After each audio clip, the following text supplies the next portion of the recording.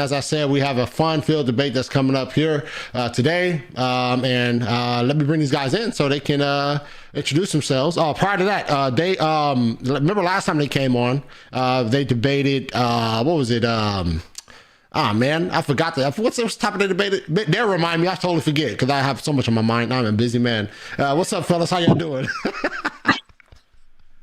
Good. How are you? Good. Sounds like you know what you're finding out what it feels like to get old, Marlon. Yeah, memory is definitely lapsing, man. And I've forgotten you guys' previous debate that you debated like a month ago or a couple months ago. It was a treat for the Prophet Muhammad, isn't it? Oh yes, that's it. Thank you. Your memory is much. You're a doctor, so y'all better have better memory than me.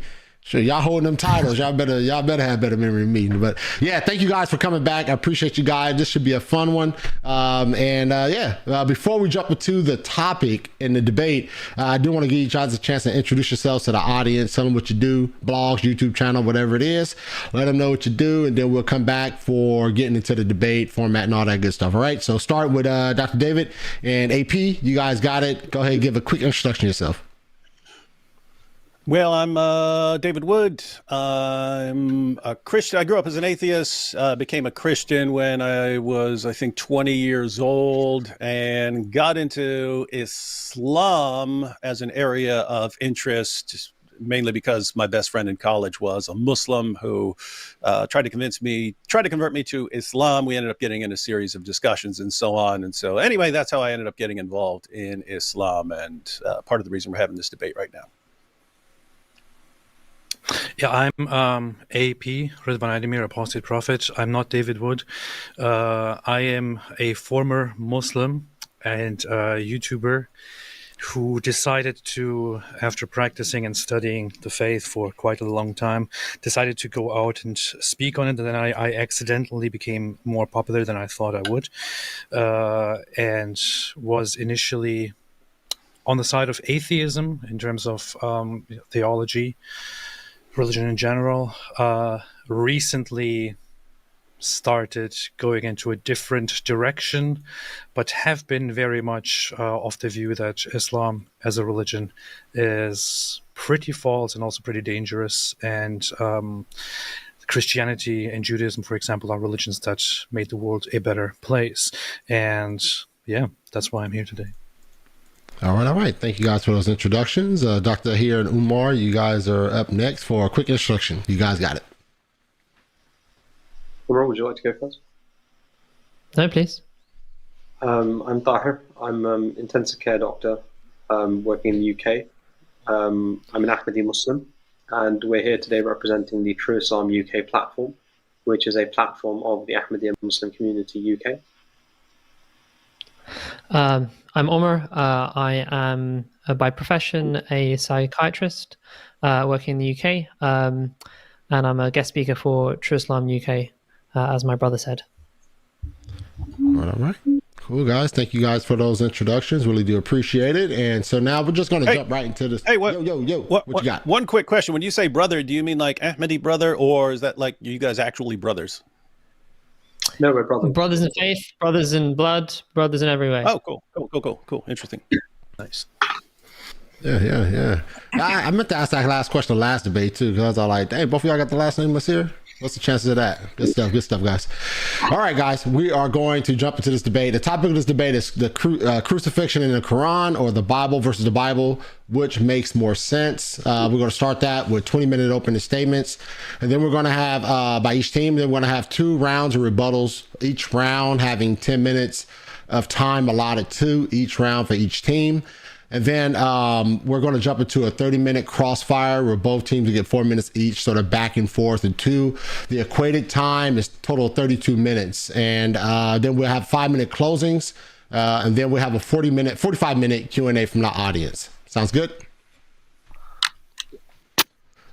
All right. So are we going to be, is in this particular topic, David and AP, do you guys want to present first, or Umar, Tahir, do you guys want to present first? I think we went first last time, so I can't quite remember, but I think that's the case. So perhaps if they go first this time, it'll be a bit fairer.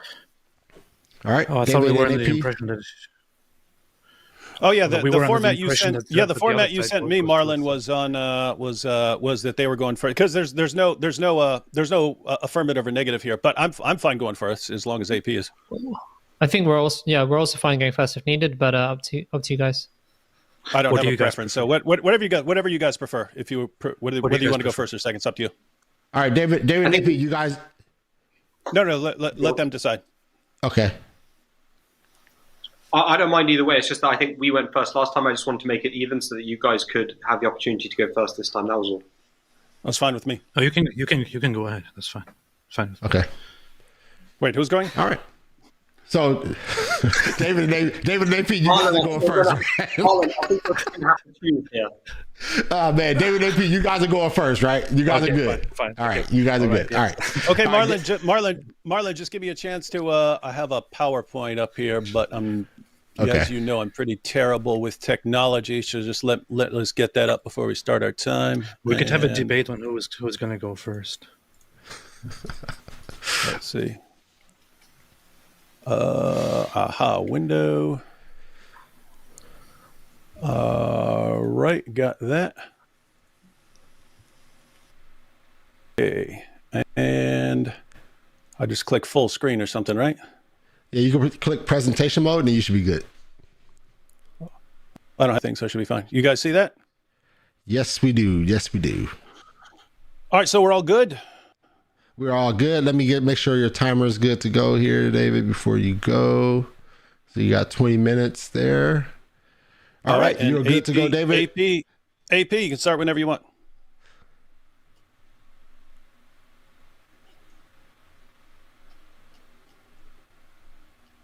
I don't hear AP. Is AP there? Yeah, okay, go ahead, AP. Start. I didn't start your time yet. I meant to get your audio in. So go ahead and you can go ahead and start now. Okay, do you hear me now? I hear you, yes. So thank you, Marlon, for hosting this debate, and thank you, Tahir and Omar, for presenting the Ahmadi position and for giving us the opportunity to compare the Quran and the Bible. For Christians, the crucifixion and death of Jesus are connected to other doctrines such as the atonement, the resurrection. But if we're focusing on the crucifixion, the biblical account is that Jesus was sentenced to death by the Romans, who flogged him and nailed him to a cross. Jesus then died on the cross. Very simple and straightforward. By contrast, it's kind of difficult to understand what the Quranic account actually is, because Muslims can't exactly agree on what the Quran is claiming. Most Muslims over the centuries have believed that the Quran promotes what's called substitution theory, the theory that Allah disguised someone else and made this other person look like Jesus. Other Muslims, such as the Ismaili Shias, reject substitution theory and believe that Jesus did die by crucifixion. Then there are the Ahmadis, who believe that Jesus was crucified, but that he survived crucifixion because of powerful healing spices, and then packed his bags and moved to India, where he continued. So Muslims themselves can't really figure out what the Quran is saying. It's confusing, especially because Allah claims that the Quran is perfectly clear. It doesn't really seem that way. But let's look at the evidence. Let's start with the Bible. Does the biblical account of the crucifixion make sense? Think about 4 points. David, are you going to move with the slide, or what are you doing? Okay. So we'll start with the Bible. First, Jesus repeatedly predicted that he would be killed. Mark 8, verses 31 to 33 says, "And he began to teach them that the Son of Man must suffer many things and be rejected by the elders and chief priests and scribes and be killed. And after 3 days rise again." And he said this plainly. And Peter took him aside and began to rebuke him. But turning and seeing his disciples, he rebuked Peter and said, "Get behind me, Satan, for you are not setting your mind on the things of God, but on the things of man." So Jesus told his followers that he would be killed. Peter said, "No, this will not happen to you." And Jesus condemned Peter for saying that he wouldn't be killed. And Jesus said to him, "Get behind me, Satan," because Peter claimed that he wouldn't die, because Peter objected to this. But that's exactly what Muslims claim. So according to Jesus, the Muslim view comes directly from hell and is pretty much satanic. In Mark 9, verse 30 to 32, it says, "They went on from there and passed through Galilee, and he did not want anyone to know, for he was teaching his disciples, saying to them, 'The Son of Man is going to be delivered into the hands of men, and they will kill him. And when he is killed, After 3 days he will rise. But they did not understand the saying and were afraid to ask him. Mark 10:32-34. And they were on the road going up to Jerusalem, and Jesus was walking ahead of them, and they were amazed, and those who followed were afraid. And taking the 12 again, he began to tell them what was to happen to him, saying, "See, we are going up to Jerusalem, and the Son of Man will be delivered over to the chief priests and scribes, and they will condemn him to death, and deliver him over to the Gentiles, and they will mock him, and spit on him, and flog him, and kill him. And after 3 days he will rise." Mark 10, verse 45 says, "For even the Son of Man came not to be served, but to serve, and to give his life as a ransom for many." This is only the book of Mark, and there are more verses about Jesus' death in the book of Mark. The other Gospels contain other passages where Jesus says that he would die, that he would be killed, yet Muslims who claim to respect Jesus say the exact opposite of what Jesus said and promote a position which Jesus specifically called satanic. Second, numerous sources, both Christian and non-Christian, report Jesus' death. The four Gospels, the book of Acts, the letters of Paul, including an early Christian creed that Paul received from Jesus' original apostles, the letter to the Hebrews, 1 Peter, and Revelation. These are biblical sources on the death of Jesus. We also have writings from the next generation Christians, people like Clement of Rome, Polycarp, and Ignatius, who knew one or more of Jesus' apostles, and they confirmed that Jesus died. We even have non-Christian sources, such as Tacitus and Josephus, who report Jesus' death. Considering that Jesus was a Jewish carpenter and the Romans crucified tens of thousands of people, it's quite amazing that so many sources reported his death. Third, we know how Roman crucifixion worked. It was very efficient. When we combine our historical knowledge of Roman crucifixion with modern medical knowledge, any theory suggesting that Jesus didn't die would sound ridiculous. Today we think of the crucifixion just as nailing someone to a cross, but Roman crucifixion was a three-step process. The first step was scourging, which was sometimes called the half-death, because the victims would be half dead by the time it was finished. The Romans used flagrum made of leather thongs with chunks of bone or metal woven into the strands, designed to remove human flesh. Depictions that you may have seen in movies are not exaggerated. We have records of people being beaten until their veins and arteries were exposed, or until their bones were showing, or until their intestines spilled out, and so on. And that was just the beginning. Step 2 was nailing the victim to a cross, then letting him hang there while the blood drained out of him. Once he stopped gasping for breath, the Romans would then know that their work was almost done. There was still the matter of what to do with the body. So generally, the Romans would leave a corpse on the cross and let it rot and be torn apart and eaten by wild birds and jackals. But if they needed to pry someone off a cross, they would stab him through the heart with a sword or a spear, just to make sure that he was dead. Not the sort of process anyone's going to walk away from. Now, when we consider Roman practices of scourging, crucifixion, and delivering a death blow, we can see why a research team writing for the Journal of the American Medical Association concluded their article by saying, "Interpretations based on the assumption that Jesus did not die on the cross appear to be at odds with modern medical knowledge." Fourth, there is a consensus among scholars, Christian and non-Christian, that Jesus died by crucifixion. Historians and New Testament scholars regard Jesus' execution as one of the best established facts of the ancient world.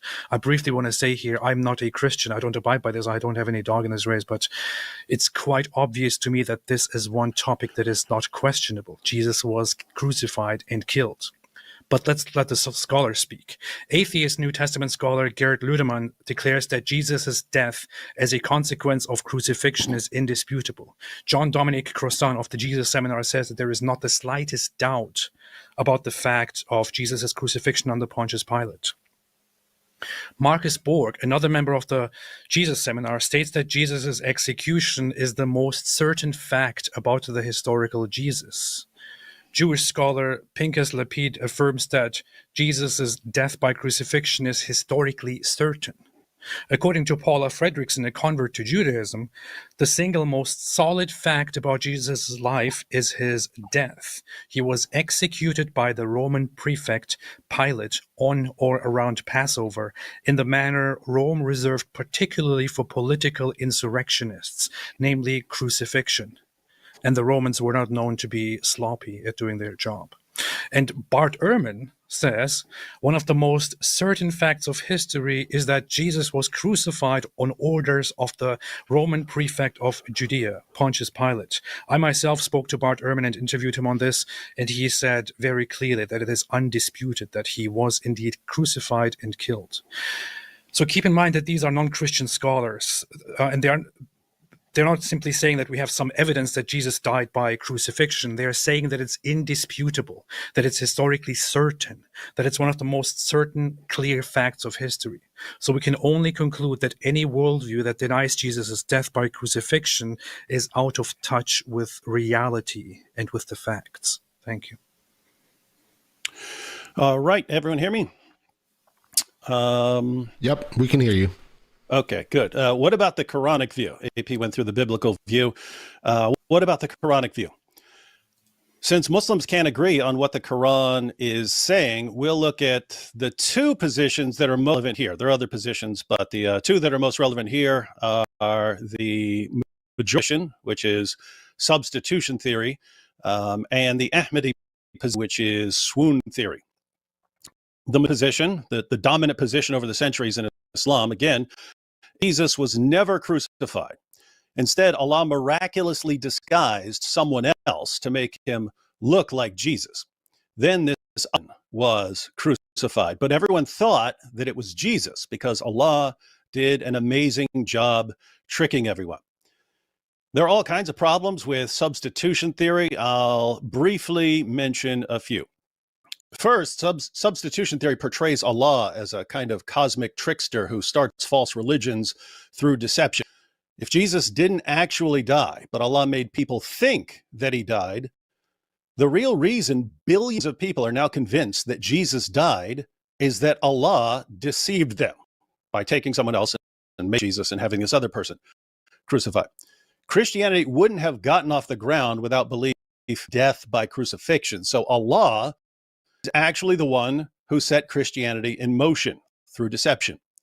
Notice, according to the majority Muslim view, the dominant Muslim view over the centuries, you can't trust your senses because Allah makes you see things that aren't real. Even if you see someone die with your own eyes, Allah might be tricking you. And when you have an omnipotent deceiver running the universe, how do you know what to believe? How do you know we're even having a debate right now? Maybe Allah is making you think we're debating when in reality we're sleeping. Second, the Islamic view portrays Jesus as a total failure. The Jesus of the Quran spent years preaching Islam, only to have his life's work sabotaged by Allah, who tricked the world into thinking that Jesus died by crucifixion, ultimately giving rise to Christianity. According to the Quran, Jesus' followers were devout Muslims, but they must have disappeared rather quickly without so much as a whimper because we have no that any Muslim followers of Jesus even existed. So the Islamic Jesus couldn't win a single lasting Muslim convert. They must have all been led astray, something like that.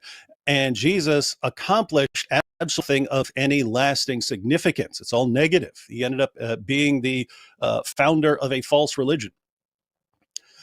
Third, Surah 61 verse 14 of the Quran claims that Allah aided the true followers of Jesus until they became uppermost over those who rejected Jesus. But wait, someone said I'm echoing. Is that true? No, you're echoing. It's just that the audio is like cutting out just a tad bit. Your audio is just cutting out just a tad bit, but you're fine.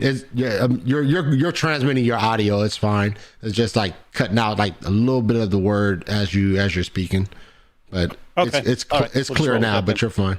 All right, no problem. Okay, so all right. So Surah 61 verse 4 of the Quran here claims that Allah aided the true followers of Jesus until uppermost over those who rejected Jesus. Followers of Jesus who became uppermost over those who opposed Jesus were Christians who did Jesus' death and resurrection. See the problem? Allah says he helped the true followers of Jesus until they became uppermost. The followers who became uppermost believed in Jesus' death and resurrection. Those are the ones Allah helped become uppermost. Our Muslim friends tell us that Jesus didn't die and that he didn't rise from the dead. So according to our Muslim friends, Allah must have aided the wrong people. Fourth, 7 verse 157 of the Quran says that Christians were still reading the gospel during the time of Muhammad, and Surah 5 verse 47 of the Quran commands Christians to judge by the gospel. Since we know that the gospel read by Christians in the 7th century proclaimed Jesus by crucifixion, Muslims are actually contradicting the Quran when they say that Jesus didn't die by crucifixion. Get it? Allah affirms the gospel that Christians had in the 7th century, which is the gospel that we still have tells us over and over again, like a beating drum, that Jesus died on the cross. So how can we believe the Quran when the Quran orders us to judge by scriptures that contradict the Quran? Our Muslim friends think they can avoid this problem by saying that the gospel was corrupted. But notice, if the gospel is corrupted, that's ordering Christians to judge by a corrupt book. And not only does Allah order Christians to judge by a corrupt book, he's the one who corrupted it, according to our Muslim friends. According to our Muslim friends, Jesus never died by crucifixion. We open the gospel and we read about Jesus dying by crucifixion. Where did people get the idea Jesus died by crucifixion? From Allah, who tricked people into believing that Jesus died by crucifixion. So if the gospel was corrupted, who corrupted it? Not the Apostle Paul, not someone. According to our Muslim friends, the gospel was corrupted by the omnipotent deceiver they worship. So the majority view in Islam is that Jesus was never crucified. Allah tricked people into believing that Jesus died by crucifixion. Why would he do that? Allah knows best. Why did Allah undermine the life's work of his own prophet? Allah knows best. Why did Allah help the wrong Christians? Allah knows best. Why did Allah affirm the inspiration, preservation, and authority of the Christian scriptures, which in turn affirm Jesus' death by crucifixion? Allah knows best. Does this view make any sense whatsoever? Not a bit. But Ahmadis believe they have a superior view, the swoon theory. Ahmed was in a difficult position. He wanted to be known as a Muslim, so he couldn't say that Jesus died on the cross, but he still needed a dead Jesus because he wanted to be known as, according to Orthodox Islam, Jesus is the Messiah and Jesus is still alive. So Mirza Ghulam Ahmed can't be the Messiah. But if Mirza Ghulam Ahmed can convince his followers that Jesus died, that leaves room for a new Messiah. Guess who that would be? So Mirza Ghulam Ahmed said that Jesus survived the crucifixion, then moved to India and eventually died. Does the swoon theory make sense? Well, apart from some general problems like contradicting the clear claims of Jesus, having absolutely no evidence to support it, all the early sources being against it, and so on, I'll share 3 problems with the Ahmadi view. First, the Ahmadi view destroys the only appealing feature of what the Quran says about this topic. The only appealing aspect of the traditional Muslim view that Jesus was replaced, unlike, let's say, Judas, is that Jesus was rescued from. Now, the traditional view is flawed in every other conceivable way, but at least Jesus wasn't hurt. That's something. But the view doesn't even have that going for it. People torture Jesus horribly, according to their view, and God allows it for no apparent reason. Then, once Jesus has been tortured and people think they've killed him, only then does God rescue him. Seems this divine rescue comes a little too late. Second, the Ahmadi view portrays Allah and Jesus and Muhammad as completely incompetent. Think about it. Jesus survived the crucifixion. He was put in a tomb. He was wrapped up with scissors. He got out. Allah then tried to convince Jesus' followers that he survived the crucifixion, but no one understood the message. Instead, Jesus' followers became convinced that he died on the cross. Allah wanted to correct this misunderstanding, so more than 5 centuries later, he sent Muhammad with the Quran. But almost everyone who read the Quran concluded not that Jesus survived crucifixion, but crucified at all. he was replaced by someone else. Allah wanted to correct this misunderstanding. So nearly 13 centuries later, he sent Mirza Ghulam Ahmad with some absurd claims that contradict everything we know about what happened to Jesus on the cross. Poor Allah, he's the absolute, down bar none, worst communicator in all of history, according to the Ahmadis. According to Ahmadis, more than 2 billion Christians and nearly 2 billion Muslims are wrong about what happened to Jesus because everyone keeps misunderstanding Allah, Jesus, and Muhammad. The Ahmadi view kind of seems like a massive blasphemy.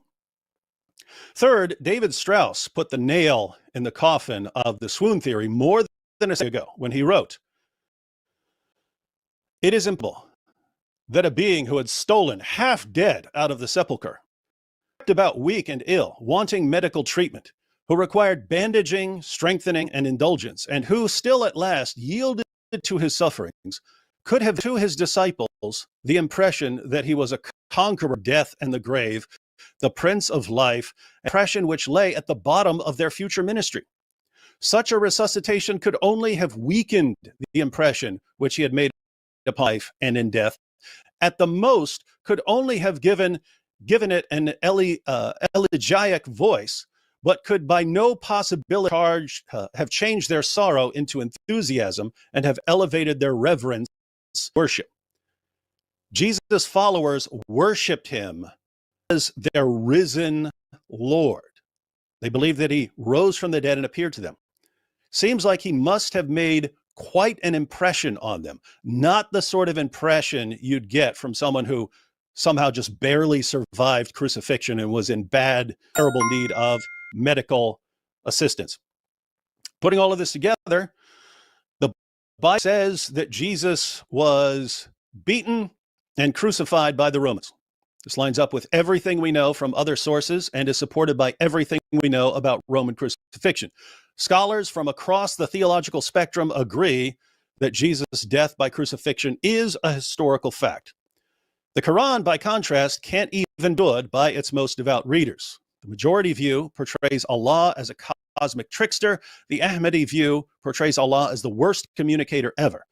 Ahmadis are willing to throw Allah, Jesus, and Muhammad under the bus, all to support Mirza Ghulam Ahmad.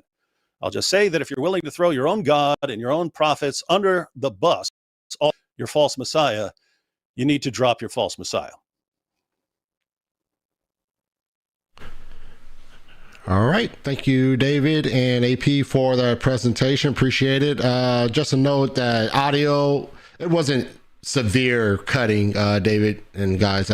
Just the audience was like, oh, why is David Mike cutting out a little bit? It was severe. You communicated just fine. I think Tahir and Umar got what you were saying, understanding. So it wasn't a big deal. But nonetheless, thank you guys for the opening statement. So now we're going to jump over to Dr. Tahir and Dr. Umar for their presentation. And let me get those guys on the screen. All right. So are you guys presenting a PowerPoint or anything? Or are you guys going to go on without a PowerPoint? We have a PowerPoint. Okay.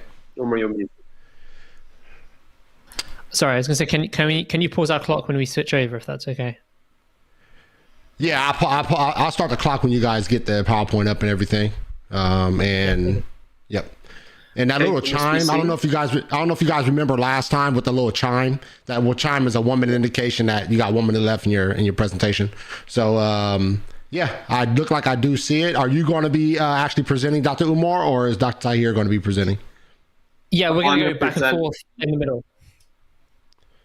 Okay. Yeah. Let me get your audio there. All right. So you guys have 20 minutes and I'll start your time as soon as you begin to speak.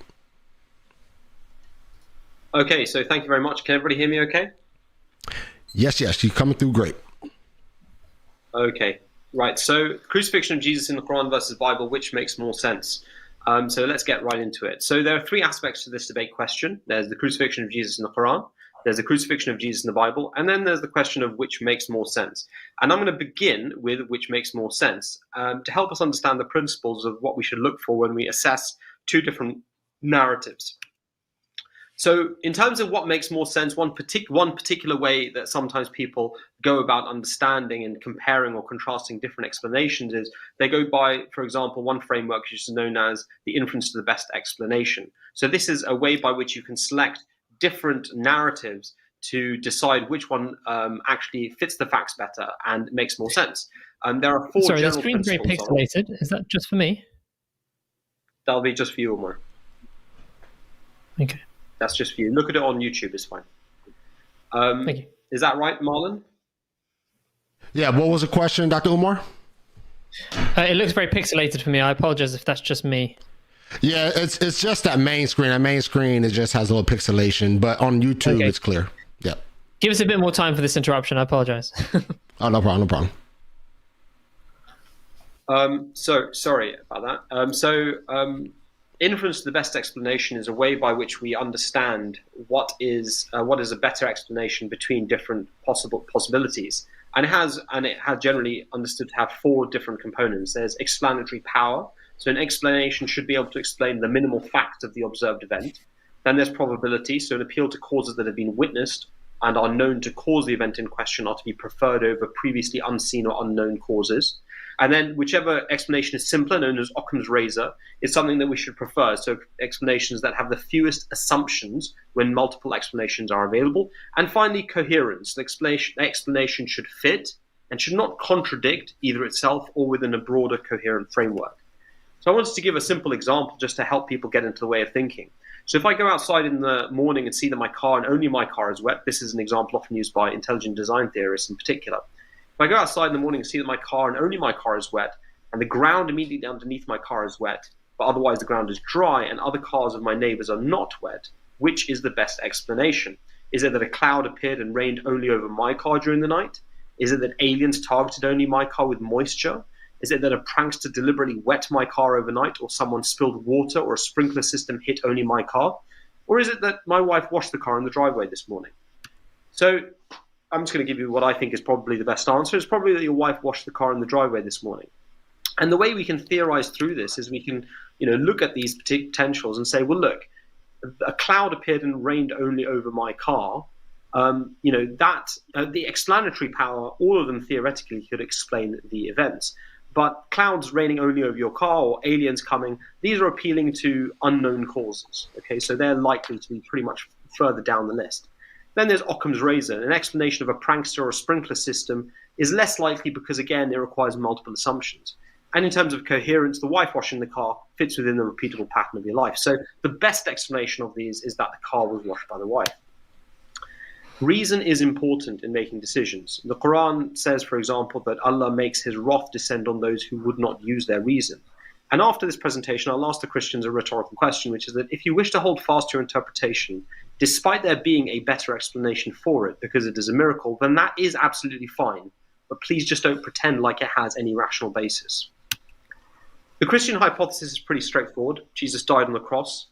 He was then miraculously resurrected by God after 3 days, and he appeared to his followers in bodily form, and that was the proof of his resurrected body. And here are some quotes to support those. These are, as I point out later as well, as Umar points out, these are interpretations. They are statements of belief, but nevertheless, it's quite difficult to find evidence that Jesus rose from the dead from the Bible because nobody actually witnessed it. There's just interpretations and opinions afterwards.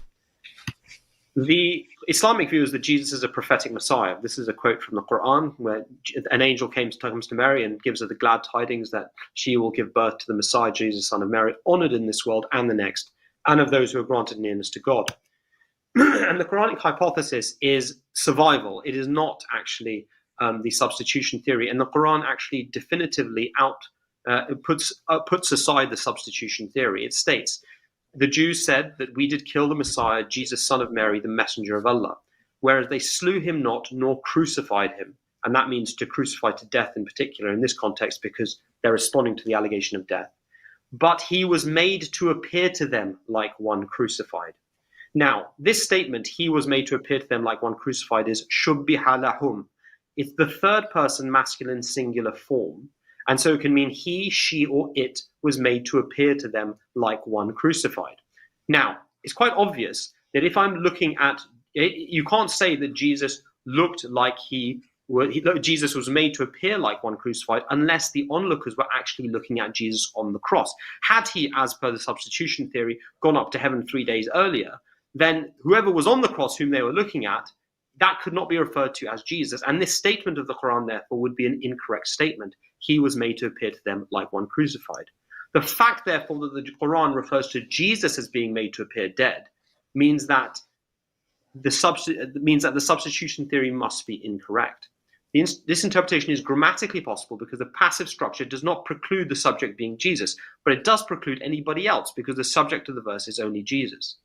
The substitution theory suggests that someone else was made to resemble Jesus and was crucified in his place. However, this interpretation introduces a new subject, the substitute, that is not mentioned anywhere in the verse. There is no subject of the verse other than Jesus, and so if Jesus was made to appear dead, then the onlookers must have been looking at him on the cross.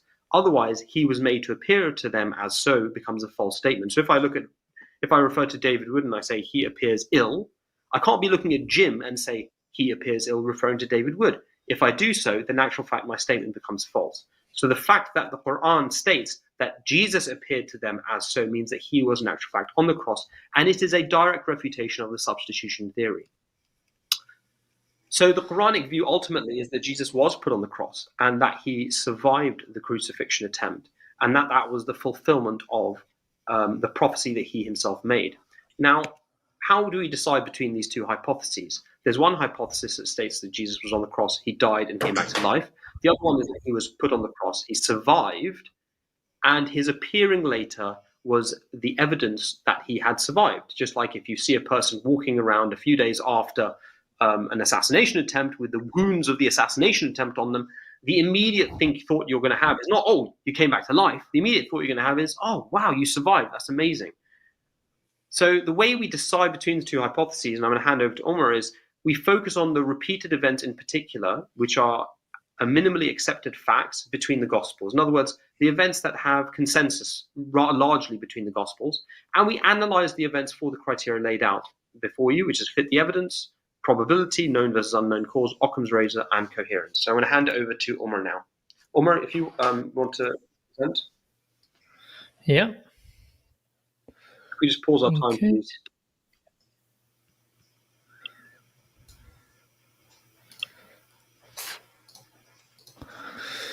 Can you see this?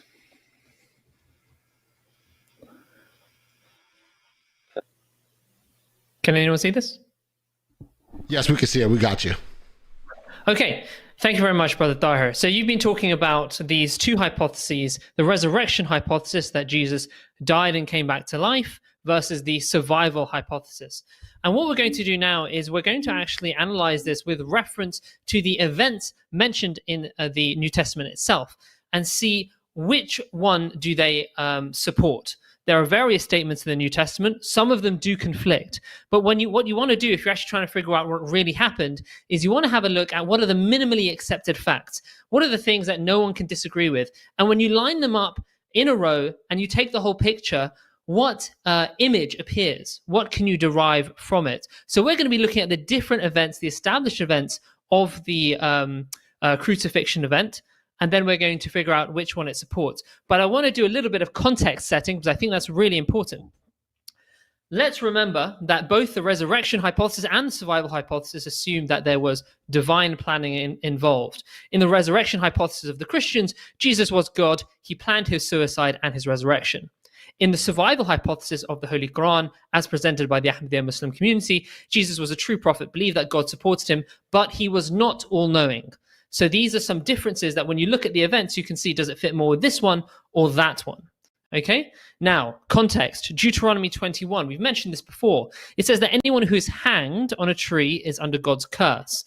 Now, that's the question. Is it more in support of the resurrection hypothesis or the survival hypothesis? I would say certainly this is more in favor of the survival hypothesis because according to the Christians, God hanged himself and therefore God would be under his own curse. It's very difficult to understand and has been historically how God can be distant from himself, how he can be accursed of himself. Indeed, this is the reason why the Jews tried to hang him, was to show that he was false, for him to validate their criticisms and to validate their attempt to prove that he was false seems remarkably unwise from the all-knowing. Now, The next statement, which is repeated, I believe, 3 times, Matthew 12, Luke, and Matthew 16, is the sign of Jonah, where Jesus says that you shall be shown no sign except the sign of Jonah. Now, what was the Jonah? The sign of Jonah, as we know, is that Jonah was on the ship. The lots were cast. He was thrown overboard, and he was in the tumultuous ocean and the storm. And he should have died in that situation. There's no doubt he should have died. Anyone, normal person, would have died. But Jonah cried out and he prayed to God. And God saved him by putting him in the belly of the whale. He said, "Yet you brought up my life from the pit, O Lord my God, as my life was ebbing away." So the sign of Jonah is that of survival in extreme circumstances when you should die, showing God's protection and the acceptance of prayer. Now, Christians believe Jesus was crucified to death on the cross. Therefore, Jesus did not survive in extremely deadly circumstances. Thus, Jesus did not fulfill the sign of Jonah. But the sign of Jonah fully accords with the survival hypothesis of Islam, because he was put on the cross. He should have died under normal circumstances, but as a sign of God's favor, God saved him. So this is in favor of the Ahmadiyya and the Islamic perspective. The next bit of context setting is this issue of the lost sheep of the house of Israel. And this, again, is something Jesus mentions at least twice in the Gospels. He has said that he is sent only to the lost sheep of the house of Israel. We all know that in Judea at the time, there are only 2 tribes out of the 12 tribes of Israel. The others were scattered over Asia. And he said, "I was sent only to the lost sheep of the house of Israel." According to the Quranic view and the Ahmadiyya view, he survived the crucifixion and went to them and died there. According to the Christian view, he never saw them whatsoever. So actually, if we assume that Jesus is true, no matter on which hypothesis, this supports the survival hypothesis rather than the resurrection hypothesis, because if he is true, then he must have fulfilled this. Okay? Now, let's the actual events of the crucifixion. As we know, Jesus knows that he is going to be taken. He knows that Judas is going to betray him. And the night before, he goes to the Garden of Gethsemane. He takes a few of his disciples and he goes to pray. And he says to them, "I am deeply grieved even to death. Remain here and stay awake from me." This is Matthew 26. And going a little farther, he threw himself on the ground and prayed, "My Father, if it is possible, let this cup pass from me, yet not what I want, but what you want." And then he says, "So could you not stay awake with me 1 hour? Stay awake and pray that you may not come into the time of trial." He describes it as a trial. So Jesus is aggrieved. Jesus is praying for the cup to pass, i.e. this trial. And in fact, he actually calls it a trial. So my question to the Christians and to all the viewers is, does this accord with the idea that Jesus himself planned to die? He's praying the night before. He calls this whole event a trial. He is deeply aggrieved and he asks his companions to pray with him. This to me does not sound like this thing is going according to plan. On the survival hypothesis, however, he is praying for the trial to be averted or for him to stay strong through it so that his truth can be manifested. So this accords fully with the survival hypothesis. Now, another very interesting event is that, after this, Jesus is arrested. He's put in front of Caiaphas and he's put in front of Pilate. And Matthew 27 records something very interesting. And that is the dream of the wife of Pilate.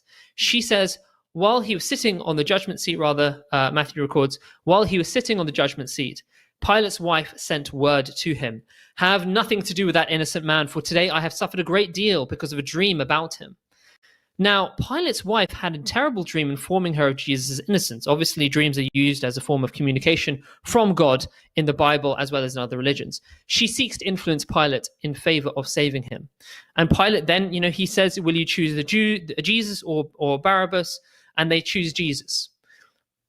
And then something very interesting happens, which is that Pilate puts him up just before the Sabbath. And this is significant because the Sabbath, which starts on the Friday night, no one can be hung on that time. So Pilate knew that Jesus would only be up there for a matter of hours, essentially. Okay? Now, here's the question. Why would God try to influence Pilate through the dream of his wife to save Jesus if Jesus wanted to die and was God? According to the resurrection hypothesis, Jesus' other part of himself, God the Father, revealed this in order to save Jesus, but actually he wanted to die all along. That doesn't make sense. What does make sense is that Jesus was innocent and that this was part of God's plan to save Jesus. And he was then put up just before the Sabbath. So let's then have a look at the crucifixion itself. He is on the cross and he cries out, Eli, Eli, lema sabachthani, my God, why have you forsaken me? Now, he apparently has no way out. He is asking God if he is being forsaken, and then he becomes, at the very least, unconscious. He seems to give up his spirit. Okay? Again, the question is, does this seem like a man who has a plan? Does this seem like things are going according the way that he wanted them to go? I would argue certainly not. He is saying, my God, why have you forsaken me? He doesn't think that this is the whole point of his ministry. He doesn't think that this is the whole point of his being in the world. He is saying, why have you forsaken me? What is happening here is he does not know how he would be saved. He knew he would be saved, but the hour of death seems to be approaching so quickly that he cries out like this. This certainly supports the survival hypothesis. Now, okay, Jesus' side. Let's have a look at the legs being unbroken. Let's have a look. So then the soldiers came and broke the legs of the first and of the other who had been crucified with him. These are the two soldiers on either side. But when they came to Jesus and saw that he was already dead, they did not break his legs. So he appeared dead. And we know that people, when they faint, they can appear dead, especially they're on a cross. They're far away. You can't see them very closely. So his legs were not broken. Therefore, no mortal injury was given. And this is important because legs were broken in order to hasten death. Right? He had only been up there for 6 to 9 hours. People don't die that quickly. And if you think I'm making that up, this is recorded in Josephus, the famous Jewish historian. If you look at the highlighted part at the end, it talks about how he talks about 3 people who had been crucified. 2 of them died, 1 recovered. So from the first century, we know that people do survive crucifixion. The idea that this is some inevitable death, especially when they've only been up for 6 to 9 hours, is completely false. So what's here? To me, this is equivocal. We can't say from that this is clearly on the resurrection side or the survival side, because he could have been dead or he could have been alive at this point and merely unconscious. So we have to actually look at the next verse, which says, instead, one of the soldiers pierced his side with a spear, and at once blood and water came out. He who saw this has testified so that you may also believe his testimony is true, and he knows that he tells the truth. Blood and water pour out immediately. The testifier marks the significance of this. Blood and water do not pour immediately without the pressure of a bleeding heart. Any doctor who's taken blood knows that within minutes, sometimes blood coagulates. The idea that this comes out so quickly in Greek, it indicates that it actually comes out at a level straight. So it's coming out with pressure, indicates that actually Jesus is alive. So his legs weren't broken. So he suffers no mortal wound. He has a beating heart. So he is alive. This supports the survival hypothesis. Now, he is then taken down. And just as a side note, Pilate is surprised that he's already dead. So it's not true that he was inevitably going to die, because even Pilate, who used to execute people all the time, is surprised dead. And then he's taken down and he's given over to Josephus and Joseph of Arimathea, and Nicodemus. And they apply a huge weighty concoction of myrrhs and aloes. These are healing herbs. This kind of burial tradition was not actually normal. It is, especially with the huge quantities of myrrhs and aloes that are actually applied to him. These are healing herbs. Now, why would you apply unusual quantities of healing herbs to Jesus if they thought him to be dead? You wouldn't. This supports the survival hypothesis. He was wounded but not dead. Therefore, they're trying to heal his wounds so as to aid his recovery. And really, he's seen as a body. He's seen afterwards, after 2 days, he appears to his disciples and he says, touch and see, for a ghost does not have... They think he's a ghost, let me say. They were startled and terrified. They think he's a ghost because they thought he had died, which again is slightly confusing. If his entire ministry was talking about how he's going to be killed and then raised up again, why would the disciples be confused as to why he was alive? He says, touch and see, for a ghost does not have flesh and bones, as you see that I have. So he is not a ghost. Why is he in the same body? Is it because he died and went to hell and then returned, or because he never died? I believe it's because he survived. So actually, all of the major events of the crucifixion support the survival hypothesis. I'll hand it back to my brother, but to carry on.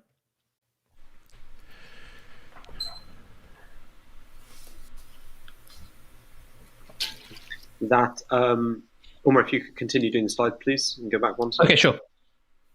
So, sorry, go forward. You mean you have 30 seconds? Yeah, I understand. So the final point we want to point out is extra biblical evidence that the Hindu scriptures from the late first century, mention Isa Masih, a Jesus Messiah figure in Kashmir, who says he is born of a virgin, calls himself the Son of God, and whose religion is life, love, truth, and purity of the heart, that he was persecuted in his own land and he fled to the east.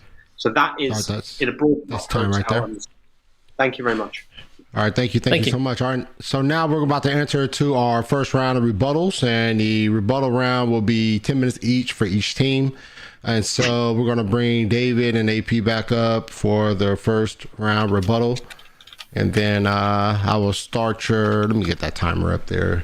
Who's going to be doing the rebuttal, or are you guys going to share that time? We're going to go back and forth. We're going to go do me first and then David. Okay. Yeah, we'll both do it. He'll start, and then we'll both jump in. All right, sounds good. I'll start your time as soon as you begin to speak, AP. All right. So in our opening statements, we made 4 points about the biblical view of the crucifixion of Jesus. We showed that Jesus repeatedly predicted that he would be killed, explicitly killed, and that he rebuked his own disciples, saying, "Get behind me, Satan," for saying he wouldn't die. Second, we showed that we have numerous ancient sources reporting Jesus' death, Christian and non-Christian. Third, we showed that Roman crucifixion practices make it absurd to think that he survived. Fourth, we showed that there is scholarly consensus that Jesus died by crucifixion. At this point, I want to bring up an interesting or something that stands out to me as funny. In the opening speech of our opponents, the Occam's razor was applied, and it was said Jesus died, then he appeared later. We would conclude the most likely explanation that he survived, not that he died and got resurrected. This is a very, very selective application of Occam's razor, an extremely selective and wrongful application of Occam's razor. If we want to apply Occam's razor everywhere consistently, why in the world would we ignore all of the early accounts of Jesus's death and resurrection? Why would we ignore his apostles saying or reporting that he said he would be killed, that he was indeed killed, that he was crucified, that he died for everyone's sins, and so on? Why would the apostles go around the world preaching this and be tortured on that path and be killed, beheaded, crucified, and so on? Instead of why would we discard that and go for the least likely explanation, which nobody ever reported? Why would we ignore independent accounts? Why would we ignore the scientific evidence? Why would we ignore non-Christian accounts of Jesus' crucifixion, and so on? Why would we go on and accept the least likely explanation? And finally, why are we applying Occam's razor here to a situation where we expect something so unusual and so extreme and so miraculous to happen?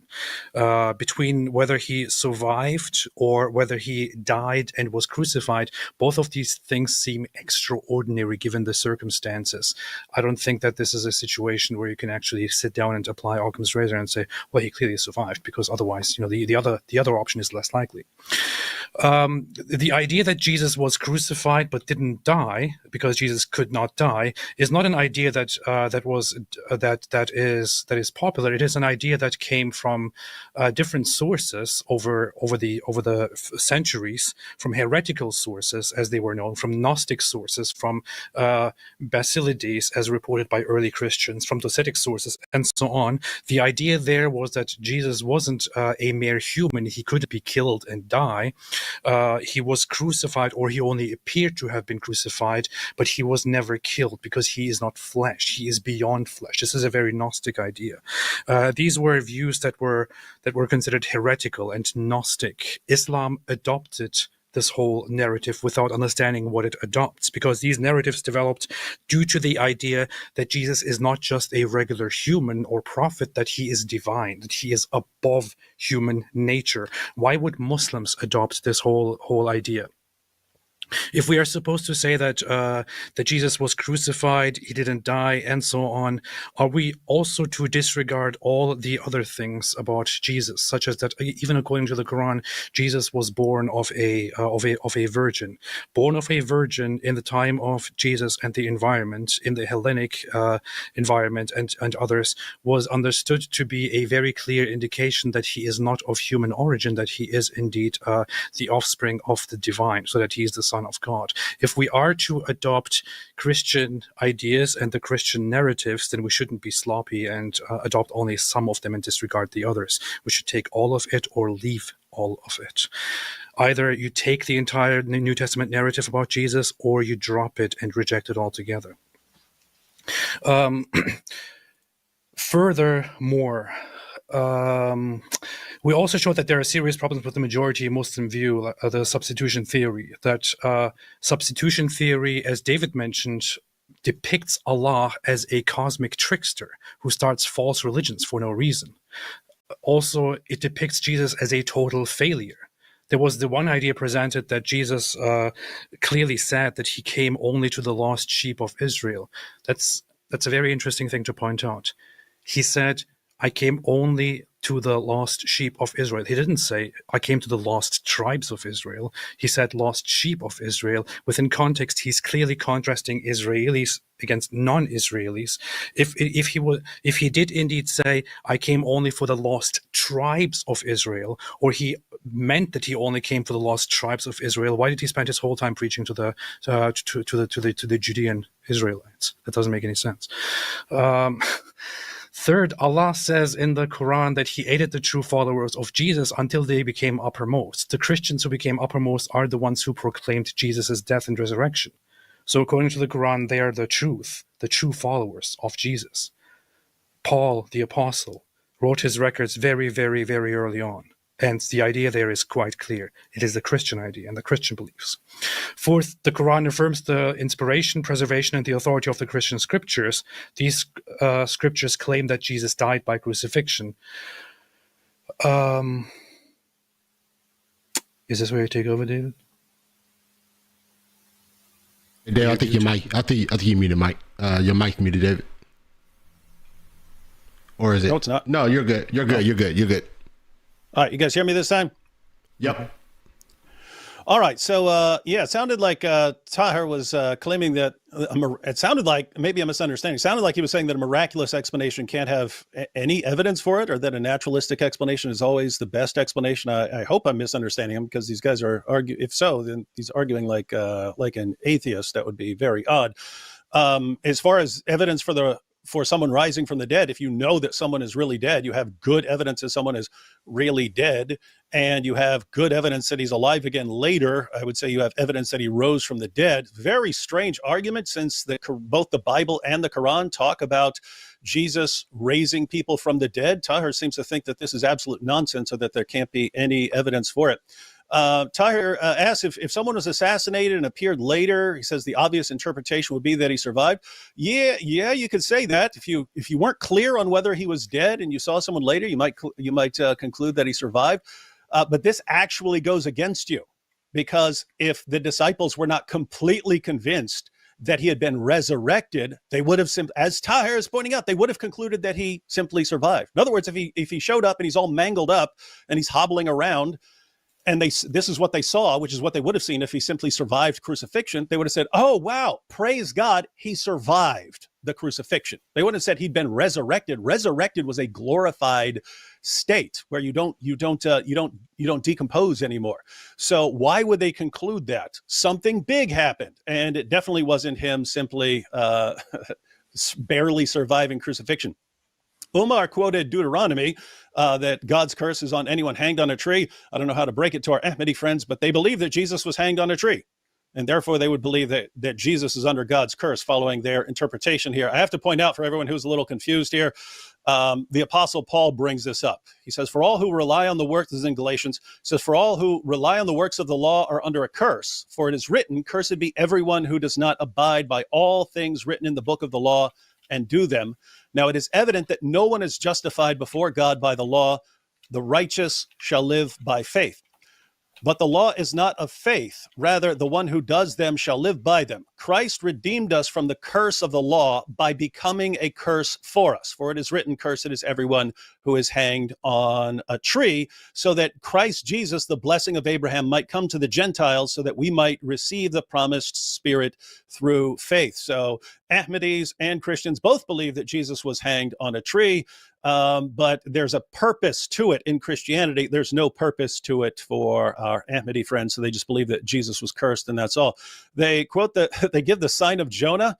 This is absolutely amazing. When AP brought up that Jesus called Peter Satan for claiming that Jesus wouldn't die, that is in, I mean, that he quoted Mark, but it's in the exact same chapter where we have the sign of Jonah. It's in Matthew 16. Matthew 16, Jesus brings up the sign of Jonah. Then Peter says in the same chapter, you're never going to die. And Jesus says, get behind me, Satan. So think about this. You can interpret the sign of Jonah in multiple ways because Jesus doesn't explain it in detail. So there are multiple interpretations. There's one interpretation that Jesus specifically calls satanic. It's demonic. It's straight from the pits of hell. And that's the interpretation that he won't die. And that's the interpretation that Muslims go with. They say, hey, there's interpretation A, B, C, and D. D is the one Jesus says is satanic. That's the one he clearly meant. And I'll just have to say, there's some more points which we'll get to in our rebuttals, but this is the definition of cherry picking. What are our Muslim friends quoting? They're quoting books that repeatedly say over and over again that Jesus said he would die. Books that say over and over again that Jesus died. They're even quoting Matthew where the angel here says, yes, Jesus rose from the dead. And they're quoting all this and finding evidence that Jesus didn't die. Shocker. All right. Thank you so much for that rebuttal. All right, Dr. Tahir and Umar, you guys are up next for your 10-minute rebuttal, and I will start your time as soon as you begin to speak. Okay, wonderful. Thank you very much. I'm really looking forward to this because really they've just made a massive blunder, as usual. As usual. I don't know how they managed to do every single debate we have, but let's go through it. So firstly, they said that, is this the Ahmadiyya position? No, it's the Quranic position. As I've shown, the Quranic position is that Jesus, in actual fact, survived the crucifixion and that the substitution theory is not correct because it describes Jesus as being the one as who appeared to them. Shubbi halahum, third person, masculine, singular. As for the crucifixion itself, Apostate Prophet began by talking about how Muslims can't agree with on what happened. Ahmadis, Ismailis, Sunni, Shia. Now, the fact of the matter is that I've made it clear what the Quranic position is. What other Muslims choose to believe in is up to them. But this is coming from a person who's defending Christian theology in which people couldn't even agree on what the Trinity is and they can't even agree on what the Trinity is 2,000 years later, which is the nature and substance of God. Does that make the Trinity false? Then he talked about the fact that there were multiple different points to be made from making sense from the Bible. He began with Jesus predicting the crucifixion itself, and they've just reiterated that multiple times that Peter held the so-called satanic view in Mark 3, Mark 9, 3, 30 to 32. The reality is that Jesus also prophesied and told in John 10 in the Good Shepherd and also in Matthew 13, 24 to 30, which is the wheat and the weeds, that his teachings would in actual fact be interpolated. And I'll read out to you specifically what he actually says. He talks about in John 10, he says, he who does not enter the sheep pen by the gate but climbs in by some other way is a thief and a robber. The one who enters by the gate is the shepherd of the sheep. The gatekeeper opens the gate for him and the sheep listen to his voice. He calls his own sheep by name and leads them out. He goes on to talk about how the fact that he is the good shepherd, etc., and that he is referring to the Pharisees in particular here, because he begins, verily, truly, I tell you, Pharisees, right? Matthew 13 in 24. He then told them another parable, which is of the sower of the good seed in the field, and talked about how the devil would sow weeds into the wheat. And this is exactly what happened. You had Paul's teachings, which sowed the weeds of current Christian teachings into Jesus' teachings, and they grew together. And in Asia in particular, Jesus' followers became numerous, his honest, true followers who did not believe that he died, and they eventually became Muslim. But among the Gentiles to whom Paul preached, you had them becoming this kind of pagan religion of worshipping Jesus instead of God. So this idea that we're cherry picking, the reality is that Jesus himself tells us that his teaching would be interpolated in multiple parables. So at the end of the day, you have to make a decision. What do you take as your minimally accepted facts? What we try to do is not rely on he said this, which is very easy to interpolate into the Bible, but to rely rather on his actions. Actions are always more dependable than a person's words. Words can be interpolated into a text, but on the contrary, actions speak for themselves. We showed the actions that he was praying in the Garden of Gethsemane not to die. We showed the actions that he was on the cross and crying out, Eli, Eli, lama sabachthani. We showed in actual fact the actions of the blood and water coming out under pressure. So this idea that it's just we're cherry picking, no, we're not cherry picking. We're basing our argument on the minimally accepted facts. Then you have the fact that the argument they make, which is very funny in my view, that the companions of Jesus, the disciples of Jesus, believed that Jesus had died, and therefore we should take their testimony as primary. Well, they didn't. Okay, so in Acts 21, for example, you have Paul going back to James, and this is a point Apostate Prophet made. He said that crucifixion is related to atonement. He's absolutely right. He's absolutely right. So when we demonstrate, therefore, that atonement was not the belief of the early Christians, we can also demonstrate that they did not believe that Jesus died an accursed death for the sins of mankind. And we know this because in Acts 21, Paul goes back to St. James, and James tells him that the Jews who are from Asia who have believed in Jesus have heard that he has come and that he preaches against all men everywhere, to all men everywhere, against the customs of Moses, against the traditions of their fathers, and against the law of Moses. And he warns Paul that if you don't undertake the Nazirite purification rituals and publicly repent of modern day Christian doctrines, then you will in actual fact be mobbed by these people and they will seek to put you to death.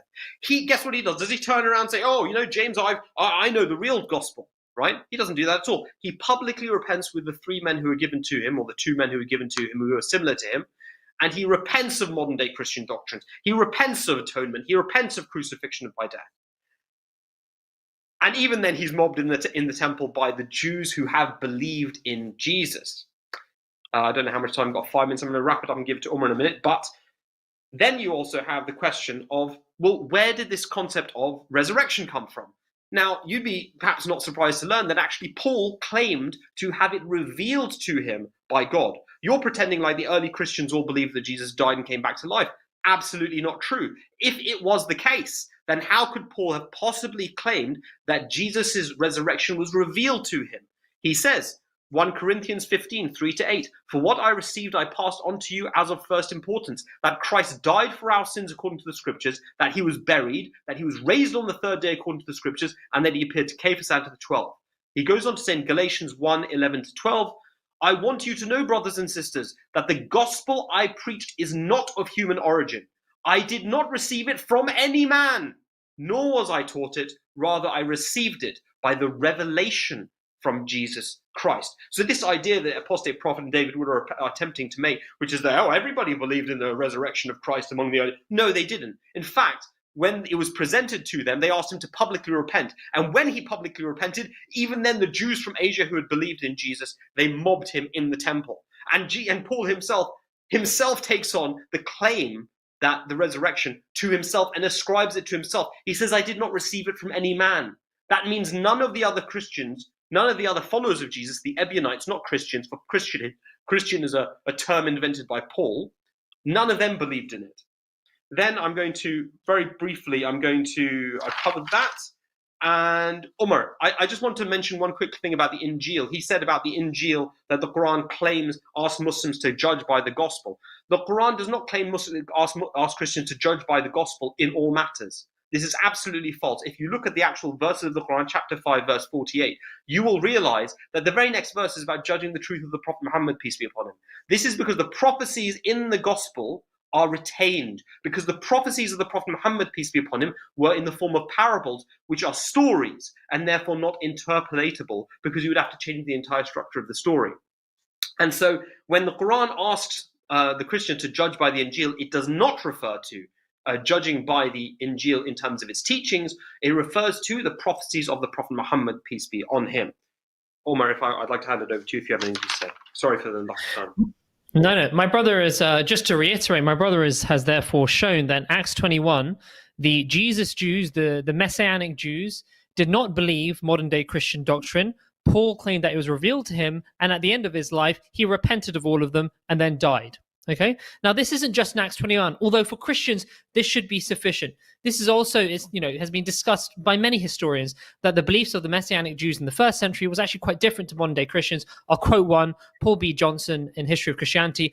Paul's church had not been anchored to the historical Jesus of the Jerusalem church.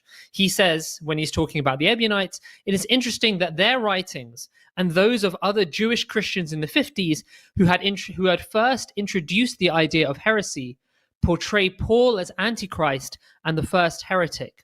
He went on to say the Christology of Paul, which later became the substance of the Christian universal faith, came from the diaspora and was preached by an outsider who many in the Jerusalem church did not recognize as an apostle at all. So what we have actually is two narratives and two religions in one in Christianity or in the Bible. We have the moral majesty of Jesus, which is what Christianity markets itself upon, tied with Paul's doctrines of atonement and resurrection, which he claimed was revealed to him and therefore was not followed by the actual disciples. And they are put together. And it is sold on the moral majesty of Jesus, which we all commend. But actually, through the back door, you end up believing that Jesus died and, died for your sins and all these other doctrines about Trinity. So it's two in one. And the Qur'an saves Jesus from this. It saves him from this fate of being worshipped, and it restores to him the honor of being the Messiah of the Jews, which is indeed a great honor. Now, I mean, just to briefly touch upon this in a different way, the idea that the disciples all thought that Jesus was going to be killed, according to what we propose are clear interpolations of the gospel, that Jesus told them a few times that he's going to be killed, can be clearly refuted by their behavior. Why would they all disperse at the time of the when he was put up on the cross? Why did Peter repent of knowing him, pretend he didn't know him? If this was the plan all along, why were they so shocked when he came and was alive again? This was all the plan. Clearly, this wasn't the plan. They didn't know what was going to happen. Jesus showed that he had God's favor on his side, and that's why he survived. And that was the sign of his truth. Briefly, then, David said, Deuteronomy 21, he was hanged. Deuteronomy 21 specifically says punishment by death, thus it is about crucifixion to death. So his allegation there against me is incorrect. All right. Thank you, guys. All right. David and AP, you guys are back in the seat for your second round of rebuttals. Once again, 10 minutes, and I'll start your time as soon as you begin to speak. I want to make it very quick and just mention a few things here, which are that, so we so far demonstrated that Jesus repeatedly said that he would be killed. Very explicitly, once again, and he called the Islamic view satanic. I also showed that we have numerous ancient sources reporting Jesus' death, that we have Roman crucifixion practices that make it very difficult for anyone to survive, and that there is scholarly consensus that he died by crucifixion. Now, a few things here. Our dear friends argued that it is actually the Quranic position and not the Ahmadi position that Jesus was crucified but didn't die. This is not true. Open it for yourself. Quran chapter 4, verse 157.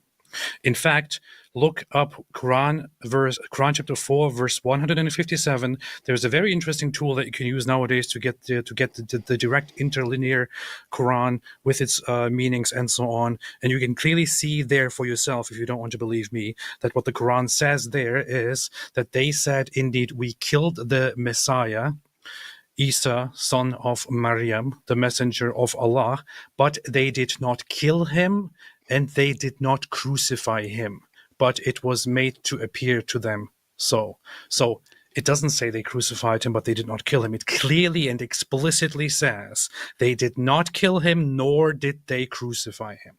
This is the Quranic position. AP and Tahir's translation says, appeared to them like one crucified. It was in italics because it's not in the Arabic and it's added. So he's sitting there saying, look how clear the Quran is. It clearly affirms our position. It has added words that aren't in the Arabic, because if you just leave the Arabic, it doesn't give the Ahmadi view at all.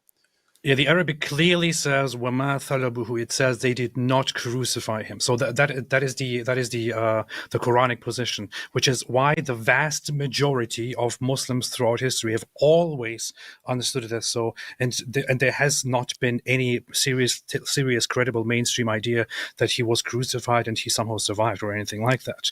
And by the way, Tahir said he gave his response. He said, "Well, there are disagreements about the Trinity. Does that mean that the Trinity is true?" We're not saying that Muslims have disagreements, therefore there is no correct Muslim position.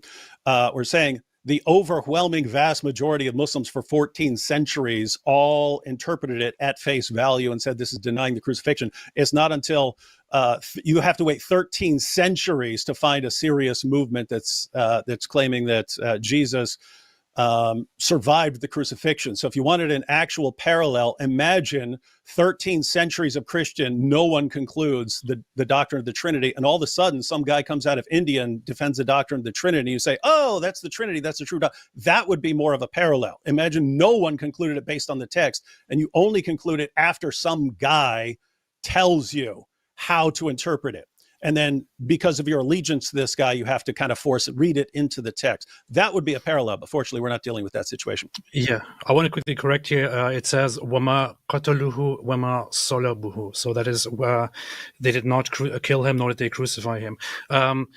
Our opponents give the idea that Paul himself presented the idea that Jesus died and then so he was crucified, he died, and he was resurrected, that prior to him people didn't believe this, that this was completely unheard of, and so on. This is completely false. Their reference here in this case would be to the idea that Paul presents of how and why Jesus died and why he was dead and why he was crucified, and rather the issue of atonement and what purpose this serves, and so on. You have it very, very clearly in Matthew 28. That so you have first explicit descriptions in every single gospel that he says he will be killed, of him getting killed, of them watching him take his last breaths, them confirming that he is actually dead, and 3 days later, Matthew 28, like many other examples of his followers being informed, do not be afraid. I know that you have come looking for Jesus who was crucified. He is not here. He has risen, just as he said. Come and see the place where he lay. So they buried him, and he has risen from the dead and is going ahead of you into Galilee. This is the actual text in the Gospels. So this is why, once again, I want to reiterate, you either take what the Christian sources say as a whole, or you reject them fully. You can't just cherry pick like this. All right, I'll add some points. Tahir and Umar said that Jesus' legs weren't broken, therefore no death blow was given. That's nonsense. The death blow was the spear in the side. They didn't break the legs because the breaking of the legs was meant to hasten death. If you're hanging in that position, it's hard to breathe, and so you break the legs and you can no longer push up to breathe. That's how you would kill somebody. Jesus was already dead, and the Romans were pretty darn good at spotting when someone was dead. Tahir says that people survived crucifixion. We have a record of one person surviving crucifixion out of 3 they tried to save them. They took the crucifixion process wasn't finished. They didn't wait until these guys were already dead and then try to take them down. They tried to save these guys and tried to save 3 crucified men, and only 1 survived anyway. I don't know how you're concluding that that's somehow relevant to Jesus surviving when he went through the entire crucifixion process. Says they wrapped Jesus in healing spices. They weren't healing spices. Jews would return to a tomb and they would put spices in there to deal with the smell. So they said they thought Jesus was a ghost. Yeah, that's what you would think if someone appeared to you. Like if I saw my great grandmother right now, I'd probably think that she is a ghost. But you're right, that's what someone would conclude. Why did they conclude that he had been resurrected? Because he proved it to them. Something would have to be very big. Our friends say that Hindu scriptures from the 1st century say Jesus was in India. Bull. That's actually supposedly a 5,000-year-old source. So it's 3,000 years before Jesus, where he's supposedly getting prophecies of the future. Our earliest copy of this that includes the passage about Jesus is from the 18th century, where Hindus were dealing with Christian missionaries. Our earliest copy is from the 18th century, and they're expecting us to take it seriously as a 5,000-year-old Hindu work where they're looking forward to Jesus appearing. My goodness, this is desperation. Tahir says that Christians... You're absolutely right, David. This is an idea of, in polytheistic religions like Hinduism, for example, it's a common thing to syncretize from different religious beliefs and adopt them into your religious history and so on. Our Ahmadi friends presented it as if there was a 1st century first century text, first century instance mentioning some person corresponding to Isa, Masih, or Jesus in India. Never happened. There is no single piece of evidence that there is such a first century text. The earliest occurrences of something that is similar to this appear after the time of Islam, actually. And the first instances of this being clearly mentioned are, as David said, within the last 2 centuries. And I also briefly want to say, by the way, the sign of Jonah was mentioned. The sign of Jonah is a very interesting topic. I like reading Jewish sources, as some people may know, and it is actually a common Kabbalistic, so Jewish mysticistic belief that Jonah in the Bible, when he was thrown into the sea, he literally died. He literally died. He literally gave up his soul, and his soul went up because to the that's what he throne of says. God. And his soul stayed there for the entirety of the days. And then when his trial was over, his soul came back and he was resurrected. So he directly experienced death. This would be this would make sense comparing it to Jesus' death and resurrection. Yeah, and that's what Jonah says. Jonah says he was in Sheol, and God raised him up from the pit. The pit. That's the pit. That's the abode of the dead. Tahir says that they rely on Jesus' actions, not on his words. So not on his words when he keeps saying over and over again that he's going up to Jerusalem to be killed. They said one of the silliest, borderline insane arguments I've ever seen is that in Acts 21, Paul publicly repents of his view of atonement.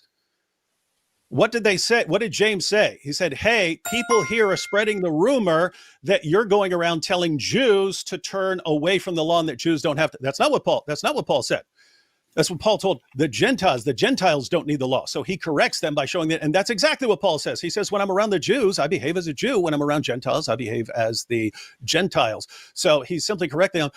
They quote 1 Corinthians 15, 3-8, and they quote this as a revelation of Paul. That's absolute nonsense. And they supported this with Galatians, where Paul says that he got his gospel through revelation. My goodness, keep reading. At the very end of the same chapter, Paul says, then after 3 years, I went up to Jerusalem to visit Cephas and remained with him 15 days. The next part, then after 14 years, I went up again to Jerusalem with Barnabas, taking Titus along with me. I went up because of a revelation and set before them, though privately, before those who seemed influential, the gospel that I proclaim among the Gentiles, in order to make sure I was not running or had run in vain. What does he do? He verifies the gospel that he got by revelation. It's the apostles who gave him that passage in 1 Corinthians 15, affirming Jesus' death and resurrection.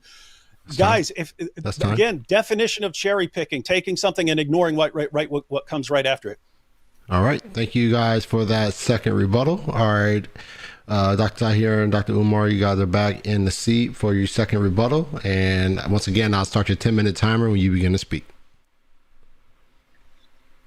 Well, hey, again, we're back with a whole new lot of, I don't know what to call it, maybe trash. I don't want to be mean, but I mean, it's really bad this time. This time they've tried to venture into Arabic, Quranic Arabic of all kinds of Arabic, to show how ignorant they are, unfortunately. I'm really sorry to say this, but it's just plain fact. So, وَمَا قَتَلُوهُ وَمَا صَلَبُوهُ وَلَكِنْ شُبِّهَ لَهُمْ. Okay?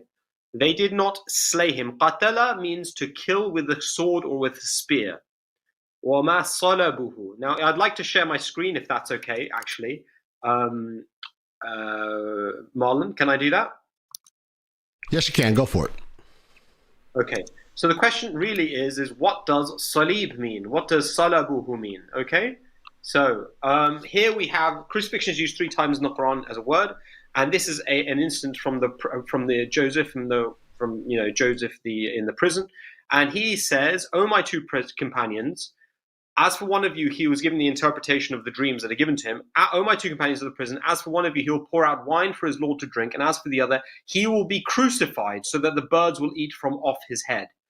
He says, I'll show you, he says here, فَيُصْلَبُ فَتَأْكُلُ الطَّيْرُ مِنْ رَأْسِهِ. So what he's saying here is that he will be crucified so that the birds will eat from off his head. Now, it doesn't say here that he'll die, but it's self-evident in the word salib. Here is فَيُصْلَبُ, with same word, just different form, is that he will die in the act of crucifixion, because birds don't eat from a body that is obviously still alive. They will eat from a body that is dead. So the word salabu actually has within it the meaning of to die, not always. It can also mean to be put on the cross as well. But the question here, which of the two is it? Now, it's quite clear in this particular statement of the Qur'an, it's referring to the allegation that Jesus died on the cross. So when it then comes and says he did not die through being cut, because that was one of the two interpretations as to how he died, through a cut, through the spear thrust, which was what was mentioned by David Wood. And then the second method that was traditionally thought that by which he died was that he died through, I think I've stopped sharing, haven't I? Good. The second time, have I stopped sharing, Marlon?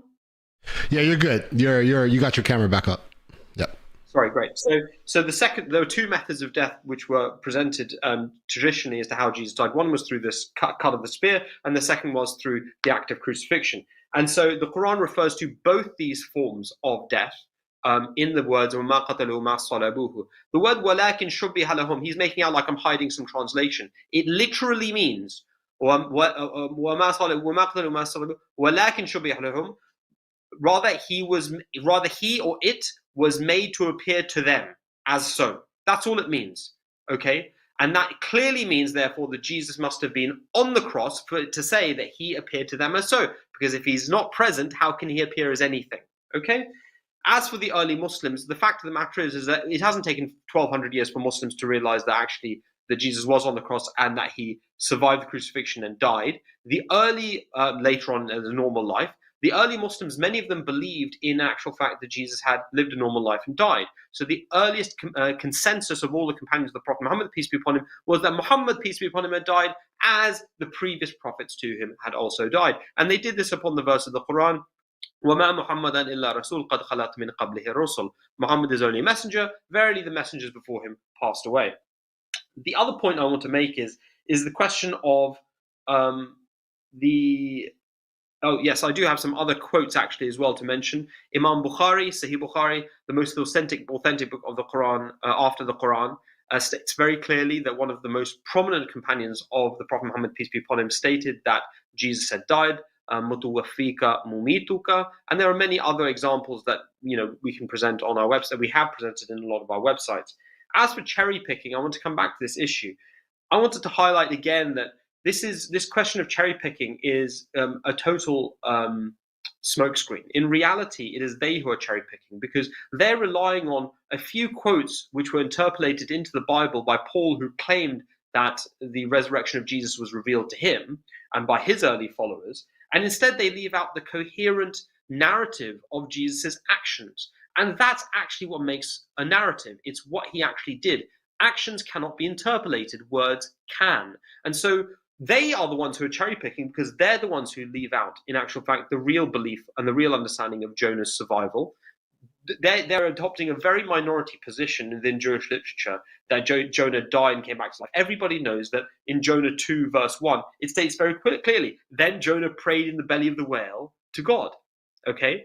And Jesus himself said that I will be in the heart of the earth as Jonah was in the belly of the whale. For as Jonah was 3 days and nights in the belly of the whale, so shall the Son of Man be in the heart of the earth. So the fact of the matter is that Jonah went into the belly of the whale alive, and he came out alive, which means Jesus must have gone into the heart of the earth alive and come out alive. And again, it doesn't matter what a minority of position or minority view is on whether Jonah died or not. The question is, when he was communicating the sign of Jonah to his followers, what did they understand by the sign of Jonah? We know that the majority opinion throughout Jewish history has been that Jonah actually survived because he prayed in the belly of the whale. How could he be praying in the belly of the whale if he was dead?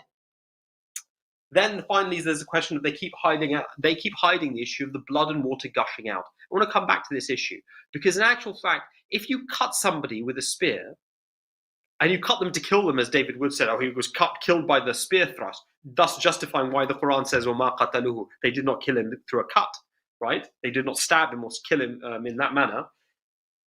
He doesn't highlight the fact that they just before they cut him, they said that they saw that he was already dead. Why would you go and try and kill somebody who you think is already dead? It says in the Bible that they saw that he was dead, and therefore that they cut him. They cut him to check if he was dead. That's why they cut him on the side. They didn't pierce him through directly. And they cut him on the side. It was a pain test. It was a primitive form of assessing whether the person, in actual fact, was still conscious. And by cutting him on the side, if he didn't elicit a reaction, then they confirmed the death that they already thought was present. Otherwise, it would make no sense. They think he's dead, and then they cut him on the side to deliver a killing blow, which isn't even a killing blow. It doesn't make any sense. It lacks all coherence. And they're leaving out the key thing here. Euthys in the Bible, in Greek, it means to come out straight. You need blood pumping under pressure. And this is the key moment. This is the key question. At this moment, was Jesus dead? We have one incident which shows that his heart is actively beating. They don't want to address it because it's very clear that a heart which is beating is alive, right? So the incident of the crucifixion demonstrates that whatever you may think, however you want to interpret it, whatever statements and interpolated statements you want to rely on, the facts speak for themselves, which is that at the moment of supposed death, he had a beating heart.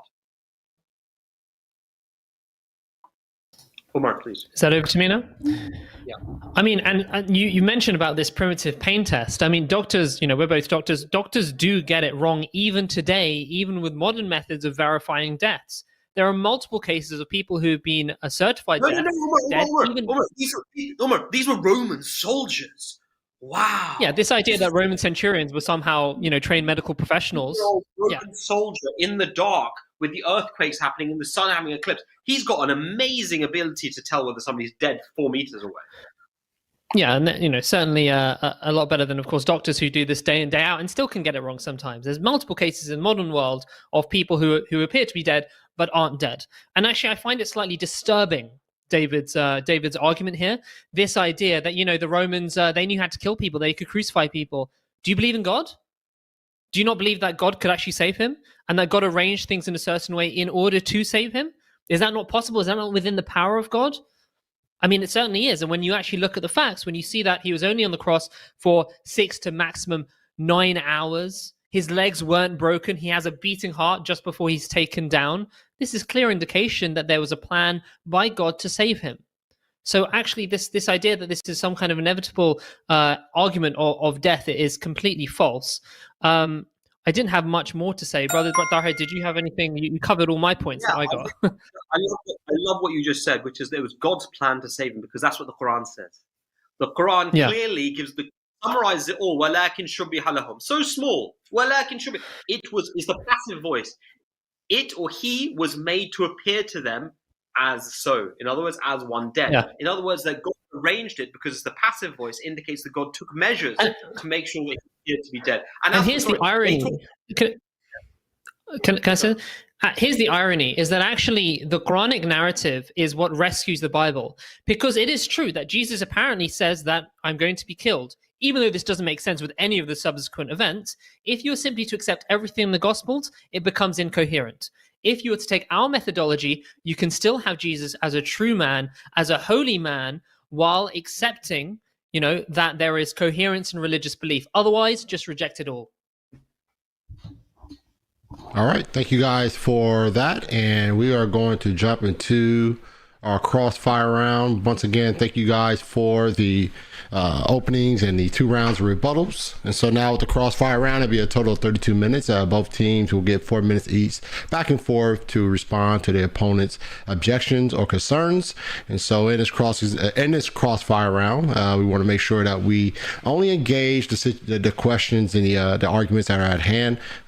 This is not a direct cross-examination where you guys are throwing questions at each other in that regard. So all I ask is that you guys continue to keep the same decorum and respect for each other so we can all engage and have a great time in this discussion. All right. With that said, David, and go ahead, AP. Look like you want to say something. I want to quickly share my screen here to point something out as well. Absolutely. So unfortunately, I've debated I've debated Nader Ahmed, even that was better than this. This is just pure barbarism in the name of Hey, AP, hold on 1 second. Yes. Before you start that, let me get the timer and everything situated. Okay. And then you guys give me a couple seconds here, and then we'll get you going, man. Okay. Sorry, Marlon, remind me of the timings here. Is it 5? It'd be 4 minutes each. We're going 4 back and forth. Yeah, four back and forth for a total of 32 minutes. So, all right, AP, you got it for 4 minutes, man. Okay, is it on the screen now? My screen sharing, I only see it as a small. Yeah, I'm gonna bring it up, the bigger one. Okay. You can go ahead. Go ahead. Okay, so obviously a lot of really, really bad stuff was said here, but I also want to share my screen here and show just one aspect here. We talked about Quran chapter 4 verse 157, and I briefly explained how the Quran clearly says that he was neither killed nor crucified, and we have then argued about something. Now I want to ask one simple question after I demonstrate what the Quran actually says. It says here, you can look at the Arabic, wama qatuluhu, they did not kill him, wama salabuhu, they did not crucify him. And then it was only made to appear so. It was only made to appear so does not mean that he was actually brought on the cross and it was only made to appear as if he died. Nobody understood this as so. This is an idea that Gnostics also believed, and they thought that somebody was actually crucified, but it wasn't Jesus. There are lots of interpretations you can make of this. However, I just want to point out something very funny and very silly here. So I pointed out that it says they did not kill him, and they did not crucify him. Our Ahmadi friend says that crucifying here, when it says they did not crucify him, means they did not kill him by crucifixion. Okay. Then why in the world does it say they did not kill him and they did not crucify him? This means that Allah is saying they did not kill him, nor did they kill him by crucifixion. Why is that what Allah would be saying? It seems like Allah has a very, very strange way of communicating, which is why it clearly says they did not kill him, nor did they crucify him, which is how it was understood throughout the Islamic history and Islamic scholarship. Secondly, accusing us of cherry picking things. Seriously, once again, Matthew 28, very, very clearly, even the Greek says he came back from the dead, from nekros in Greek. It's very clear there. He died and he came back. He rose. And that's actually connected to the sign of Jonah. So again, once again, sign of Jonah, you read about Jesus saying it in Matthew 16, same exact chapter right after that. Jesus says that he's going up to Jerusalem, he's going to be killed. Peter says this will never happen to you. And Jesus says, get behind me, Satan. You don't have in mind the things of God, but the things of men. He rebukes Peter and calls him Satan specifically for saying that he wouldn't die. So that is the one interpretation that's completely ruled out, and it's the interpretation that our Muslim friends cling to. They say, but Jonah was alive. Not according to Jonah himself. What does Jonah say? He says, I called out to the Lord out of my distress, and he answered me. Out of the belly of Sheol I cried, and you heard my voice. Sheol, what is that? That's the abode of the dead. Later, as far as how he was alive again, verse 5, he says, the waters closed in over me to take my life. The deep surrounded me. Weeds were wrapped around my head at the roots of the mountains. I went down to the land whose bars closed upon me forever. Yet you brought up my life from the pit, O Lord my God. And so they'll interpret Jonah as saying, yep, I was alive the entire time, even though he says he was in Sheol and that God raised him up from the pit that had closed upon him forever. And Jesus, who says that their interpretation, the Ahmadi and Muslim interpretation, is completely satanic. They say, nope, that's what Jesus is actually saying. He's saying that our interpretation is as good as gold. My goodness. All right. Yeah, that was four, right, Marlon? Were we? About 8 seconds left. I also want to point out one thing, which is that the Hindu text was brought up. There is still no single evidence to give us that there was actually a first century record of this. Yeah, I want to see the first century manuscript. All right. Can Dr. Tahir. Yeah, Dr. Tahir and Umar, you guys are up for your 4 minutes. Can I just jump in? I find it remarkable that David is quoting Jonah, but he for some reason stops before verse 7, which says, as my life was ebbing away, I remembered the Lord, and my prayer came to you into your holy temple. Those who worship vain idols forsake their true loyalty. And he goes on to say, deliverance belongs to the Lord. So it's about as he is heading towards death, as my life was ebbing away, I remember the Lord who heard my prayer and brought me out. So yes, it's about when someone is dying or in the process of heading towards death, they are saved. That is the sign of Jonah. The idea that this is some kind of fringe interpretation is quite frankly, clearly false. relying on some incredibly minority position, which contradicts most significantly the words of Jonah itself, the book of Jonah, I think it should not be accepted in this situation. And I would like to emphasize and repeat again, if it was the case that Jesus did really to go around telling all of his disciples that I'm going to be killed and then I'm going to come back, why would they all flee? Why were they all shocked to see him again? That doesn't make sense. Why was he praying in the Garden of Gethsemane before?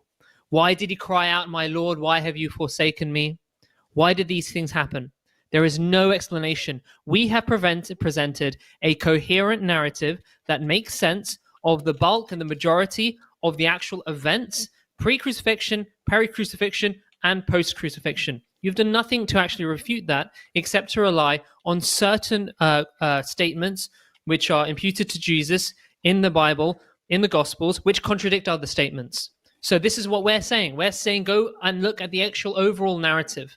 Because if you don't do that, then you have to simply say this is some incoherent religious mumbo jumbo. Let's just ignore all of it. We don't want to do that. And we're giving the audience a methodology in order to save them from that fate and to be able to understand Jesus as a true man. You have not been able to give any such methodology. All you're saying is that according to your methodology, the Gospels are basically incoherent. Nothing really makes sense. Then why believe? Well, perhaps it's the foolishness of man. Yeah, which is the wisdom of God, according to Paul, right? So, absolutely right, Omar. So, Jonah, the case of Jonah was what we call a near-death experience, and it's called near death. It's not called actual death. A lot of near-death experiences happen today. People see the tunnel, see the light, get the life review, and come back. It doesn't mean they actually died. This is a well-known phenomenon. You can go on nde.org, I think it is, got thousands of such near-death experiences, and you can read them for yourself. They're all living, by the way. They didn't all die and come back to life. As for the meaning of Salib, it's very sad that this individual, he doesn't seem to listen to what I'm actually saying. There were two theories of how Jesus died. And in fact, David Wood has already mentioned one of the theories, which is that he was stabbed with a spear. This is refuted in the words وَمَا قَتَلُوهُ, because qital means to be killed through a spear in particular, or through a sword, or through a sharp object, to be killed directly. Crucifixion, salabu, is in actual fact is the word, as I demonstrated from the other verse of the Quran relating to the interpretation of Joseph, is used to mean death. In and of itself, it means to die through the act of crucifixion. It's like if we say that such and such drowned. I don't need to say that such and such died through drowning. The word died is implicit in the term drowning. But in the same way, crucifixion can in Arabic also mean to be put on the cross, just as we use it in English. Or we can say he was crucified. It can mean he died through crucifixion. It can also mean he was put on the cross. We argue that in actual fact it means here that he was died through crucifixion. The reason we do so is because the Quran is refuting the allegation that he died. The Quran is not refuting the allegation that he was put on the cross. It says, we did kill the Messiah, son of Mary, messenger of Allah, but they did not slay him with a spear, nor did they kill him through crucifixion. It's refuting both aspects by which Jesus was thought to, in actual fact, have died. I want to put it to you, how do you explain the fact that he had a beating heart at the time of the supposed death? All right, David AP. I just want to ask very quickly how silly it would be to say that somebody was actually electrocuted but didn't die, and we then said he was neither killed nor was he electrocuted. It's kind of funny. However, I also want to point out one thing, which is I want to bring up once again Matthew 28. Matthew 28 very, very clearly says that very clearly has people under the impression that Jesus actually died. He was actually killed, and he is being looked for, but he is no longer there because he has risen from the dead. This is not just an interpretation. It's not just the English translation. It's not something that we're making up. It is directly in the text. It is found in the Greek. He was dead. He rose from the dead and is going ahead of you into the Galilee. That is what it says. We have multiple accounts of the Gospels clearly laying out and clearly saying that he died and came back to life.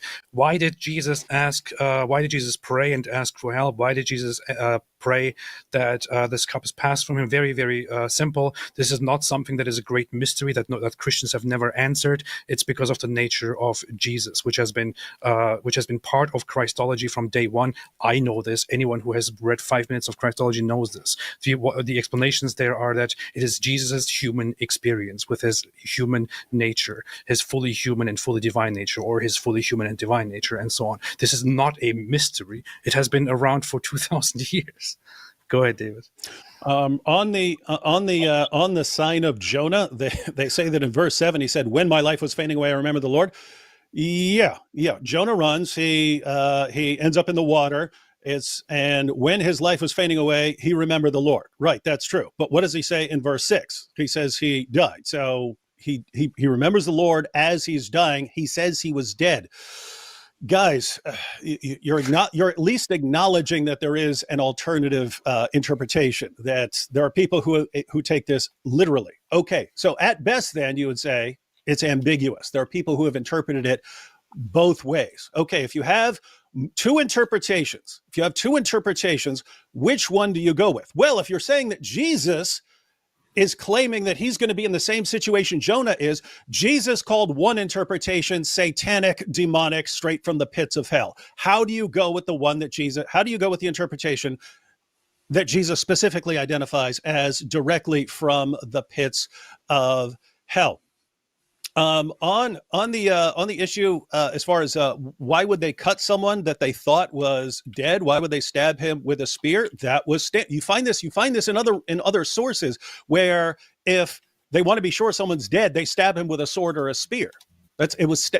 A death blow, if you had to take someone off a cross, was standard Roman practice to make sure. Why? These guys were in quite a bit of trouble along the lines of death penalties if you let a crucified victim down and you weren't supposed to.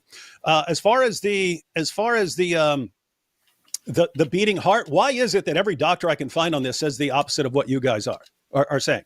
What they'll say is there are multiple things that could be happening, because it just says stabbed in the side. It doesn't say pierced in the side. It doesn't say exactly where they hit him. It just says side.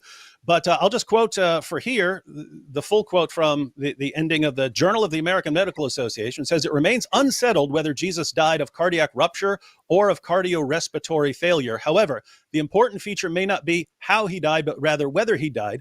Clearly, the weight of historical and medical evidence indicates that Jesus was dead before the wound to his side was inflicted, and supports the traditional view that the spear thrust between his right ribs probably perforated not only the right lung, but also the pericardium and heart, and thereby ensured his death." Two questions. Interpretations based on the assumption that Jesus did not die on the cross appear to be at odds with modern medical knowledge, and you guys are taking it as medically obvious that he was alive. Still waiting for the Hindu text, by the way. We'd like the evidence for the Hindu text. All right, that's time. Dr. Tahir and Dr. Umar, you guys got it for 4 minutes. Can I start again? Is that all right? Yeah, I'll do it quickly. Sorry. No, go on, Umar. So Hindu text, okay. King Shalivana. King Shalivana is the person who met him in the valley of Kashmir. King Shalivana was from the 1st century. As for the original 1st century text, I don't have the original Old Testament text from 1400 BC of Moses. So this is all a meaningless kind of stupid argument, frankly. So you're going to reject the whole of the Old Testament because the earliest exact copy we have is at the time of Jesus, which is 1400 years later. It's a nonsense argument. As for the actual issue with Jonah, again, I come back to this. You talk about the weeds were wrapping around his legs and all of that. And then what happened? He was swallowed by a whale, by a fish, right? And it says in Jonah 2:1, "Then Jonah prayed unto the Lord his God out of the fish's belly." You can't pray unless you're alive. So yes, he was close to death in the act of dying when he was in the sea, and God answered his prayer by having him swallowed by a whale. So that is in actual fact the narrative sequence of events. Umar, did you want to jump in there? Yeah, I'm really kind of shocked at David's argument there, to be honest. He's saying that verse 6 proves me wrong. "I went down to the land whose bars closed upon me forever, yet you brought up my life from the pit, O Lord my God, as my life was ebbing away." Verse 6 is explained by verse 7, where he says, "As my life was ebbing away." Your argument is that Jonah died, and then when dead, he prayed. It's fairly hard to pray when you're dead.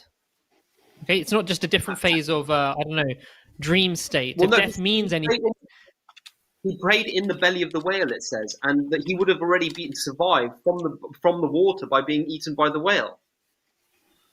There you go as well. So, I mean, this is not a valid interpretation of the sign of Jonah, and you're imputing this upon Jesus without evidence. And as we've said, yes, there are statements that Jesus said he would be killed, but then this clearly contradicts that, and he says it's going to be his only sign. And then when he actually goes for the crucifixion, everyone is shocked. He's praying. He's calling it a trial. He believes that God's forsaking him. Again, something you haven't addressed at all. While on the cross. And then he appears again, and everyone is incredibly shocked. And he says, "I'm not a ghost. I'm hungry. Can you give me some fish?" Does this strike you like someone who is A, divine, and B, has he's proving that he is actually the same person? Now, I am again startled somewhat by Ridwan's argument that the reason that the way you can explain all of this is because of Jesus's human nature. So essentially, in order to explain the clear contradictions between modern-day Christian belief and the events of the gospel, Ridwan has to then appeal to the hypostatic union of Christ and the dual divine human nature of God and man in order to explain it. This is like explaining a mystery by appealing to a riddle. This isn't an explanation. You can't appeal to something which is actually more confusing, more contentious to explain something which is rather more straightforward. I mean, this is already assuming hugely Christian doctrine in order to do so, which rests upon the reality of the death and resurrection. So you're assuming the antecedent for the precedent, whatever that is. Yeah, absolutely. They use the resurrection. They use the resurrection to support his godhood, and they use his godhood to support the resurrection. Is a completely circular argument. I want to highlight that you haven't really answered the question of how a beating heart is still present when he's already dead. You admitted that they thought that he was dead. I didn't ask you necessarily why they cut his spear, why they cut him. We believe they did so to check whether he was alive, but you didn't explain how a heart is beating. How did it come out under pressure? Explain this to us. You don't need to be a doctor to figure this one out, buddy. It's pretty straightforward, actually. Everybody knows a heart is beating is. We're finished. All right, that's time right there. Thank you guys. All right, David and AP, you guys are back in the seat for your third 4-minute segment. So we have just seen it. I asked for the supposed evidence that there was a Hindu record of Jesus appearing in India. We have asked very, very clearly where the evidence is that there was indeed such a record from the 1st century or whatever it is, because the record that we have is actually from the 18th century or the 19th century. And the response that I have received from Tahir here is that he doesn't have it, because he also doesn't have to have records of the Old Testament. Very, very fantastic. I'm not surprised, considering that our friends not only believe in Muhammad, who came 6 centuries later and said, actually, what Jesus said was this and this and this. They also hold on to the insane person who came later on in the 19th century and made claims about what people actually said 2,000 years ago. And we are supposed to just blindly trust him. Very, very funny. AP, let me just add on to that. So he's comparing this Hindu source, where our earliest record of it is the 18th century, when the Hindus were dealing with missionaries, and missionaries are talking about Jesus, and then this ends up in their text. If you look at descriptions, they describe this text as a living text because people kept adding to it over time. What's the difference between that and the Old Testament? Well, we have quotations of the Old Testament all over the place. Yes. People are giving commentaries on the Old Testament. They're discussing it. They're quoting it. No one is aware of this source about Jesus being an idiot until the 18th century. And we're supposed to believe that it was there all along and no one ever heard of it. Very, very, very, very strange. David, I wanted to ask a few questions, and then you can go ahead and take it from there. So once again, we pointed out Jesus' human nature, his human experience. It's very obvious in Christian thinking and Christian belief why Jesus comes and has a human experience and a divine presence. And it is for the sins of man and his death and resurrection, for the atonement and so on. I brought this up because our Ahmadi opponents made it look like there is no explanation at all as to why Jesus said, Father, Father, God, why have you forsaken me? This is actually a quote from Psalm 22, and directly makes a biblical reference where the psalmist doesn't actually believe that God abandoned them. It makes a point, and Jesus does the same thing in his human nature, in his human form, where he also suffers for mankind and is then risen again. David, very quickly, and then you can take it from here. I still expect the response to Matthew 28, which clearly says that he died and rose from the dead. Second, also, our opponent said that in Acts we can find that there are these Asian Christians who didn't hold any of these heretical beliefs. Where in the world is that? We find Christians from different places. We don't find anywhere that there were these that there were these other righteous Christians who had these other beliefs, not the Trinitarian beliefs. This is completely made up. Plus, our Ahmadi friends sound like atheists when they doubt that a dead person or a person whose soul has been taken cannot pray. David, go ahead. Yeah, so on the issue of, my God, why have you forsaken me? Yeah, that's the difference between Muslims today and first century Jews. First century Jews heard the Psalms regularly. They would know that what Jesus was claiming. They're confused by Jesus saying that he isn't a ghost, and they think that he's showing that he had just survived.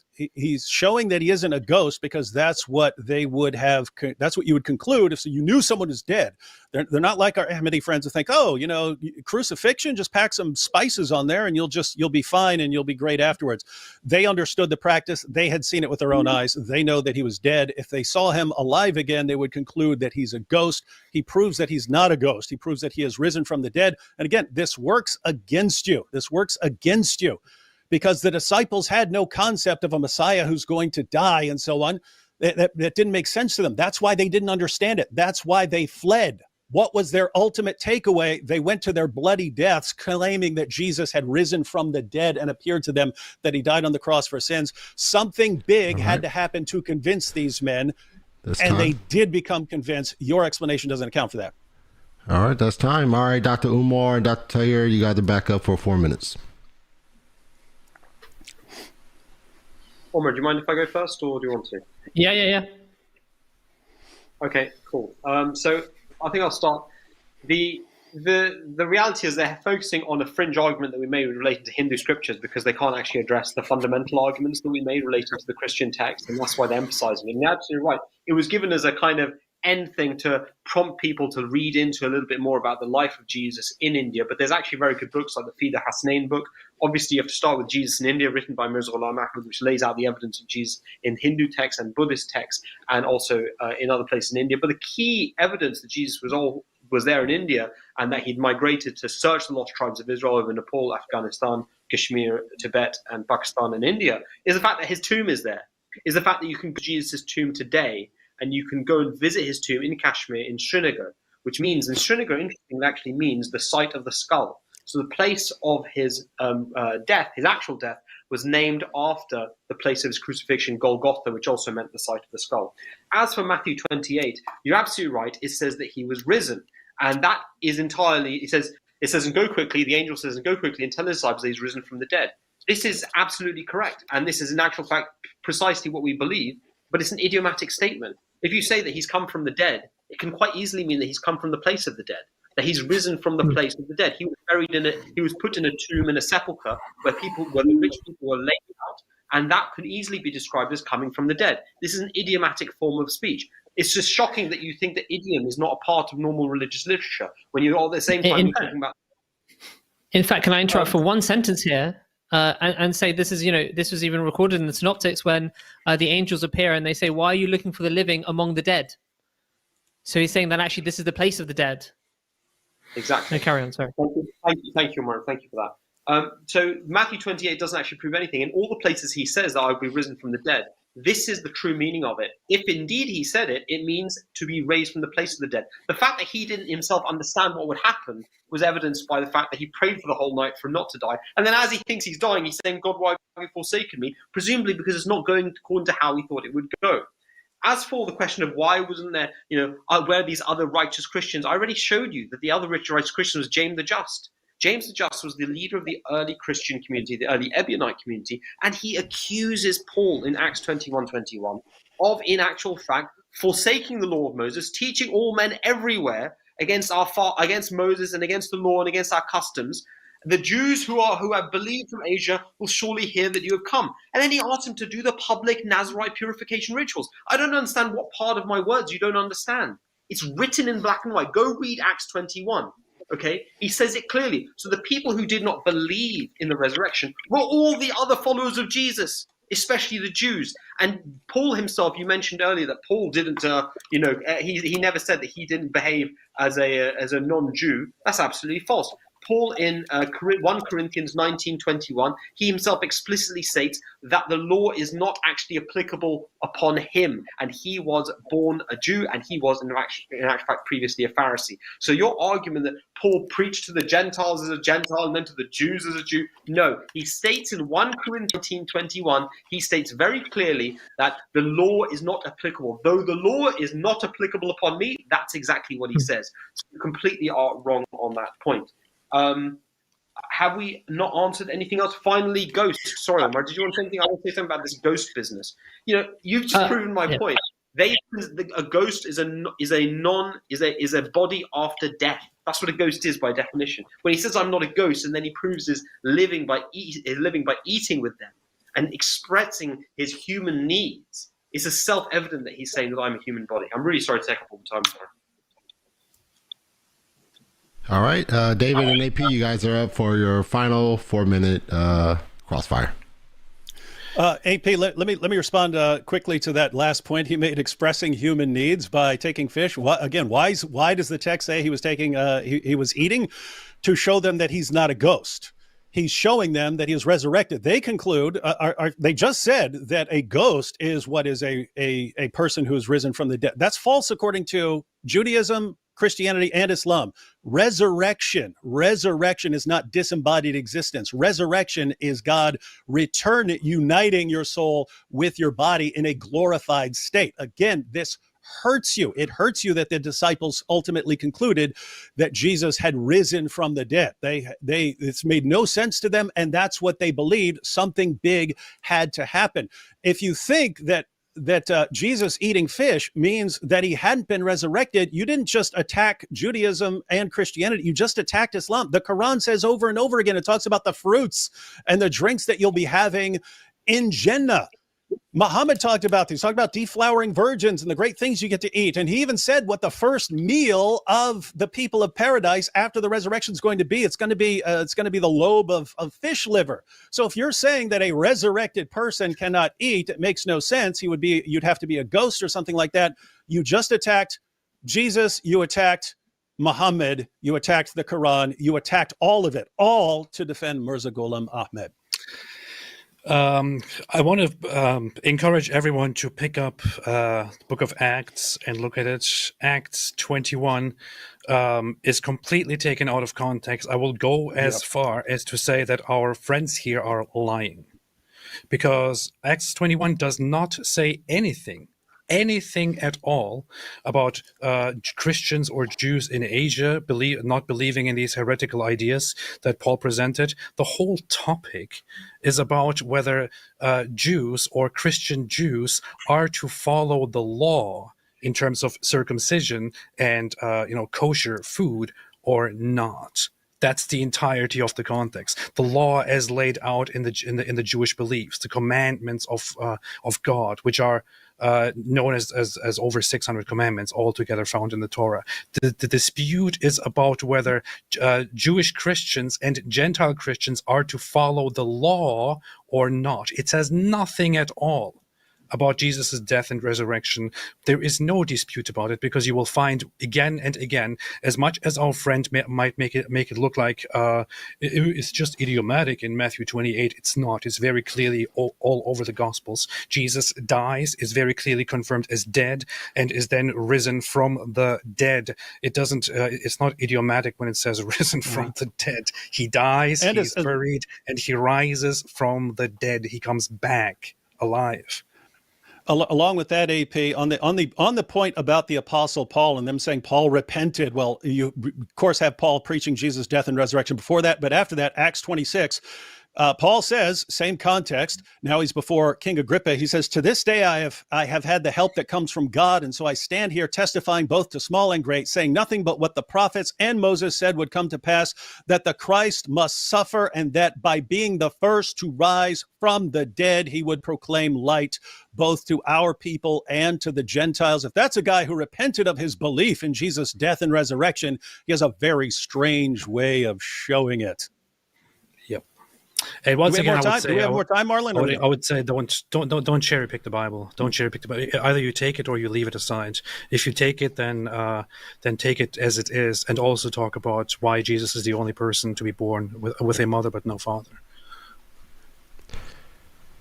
All right. All right. That expires the time right there. Thank you guys for. I think Umar and Tahir got one more 4 minutes, right? All right, you guys got it for 4 minutes. Okay, so a few quick things. So firstly, Jesus wasn't the only person to be born of a virgin. It also says in the Quran that Adam was as well. That's number one. Number two, eating. The Quran makes it very clear. No, it's true. The Quran makes it clear. It says in the Holy Quran that the case of Adam is the case of Jesus. Allah says to him, "Be," and he was. So your whole point is irrelevant. The purpose for him being born of a virgin was to show that none among the Jews was worthy of being the father of the Messiah, because prophethood was to be transferred from the house of Ishmael, house of Jacob, to the house of Isaac, to the house of Ishmael. As for the issue of eating, the Quran again makes it very clear that the paradise is such that no eye has heard, nor any ear. The Prophet Muhammad made clear, no eye has seen, nor has any ear heard, nor has any mind conceived of what is the nature of paradise. So the nature of the food is absolutely not is absolutely different. And obviously, expressing physical needs and consuming that in this life indicates you have an ongoing physical body, which can't be glorified if you're going to have to depend upon ordinary human stuff. It's completely meaningless. The Acts 21, I would like to quickly share my screen again. So I can't share it, it seems. But I want to read to you, first of all, I got the reference slightly wrong. It's 1 Corinthians 9:19 through to 21. Paul particularly says that he says that the gospel, that the law of Christ is, I may have to check this, but I think I may have got the wrong reference again, but I'll find it out and I'll mention it later as well. He says, yes, here it is. Yes, exactly. Verse 21, 1 Corinthians 9:21. So he says, very clear, to them that are without law, as without law, being not without law to God, but under the law to Christ. So he says that he's not under God's law, but under the law to Christ. In Acts 21, again, you're just completely misrepresenting the reality.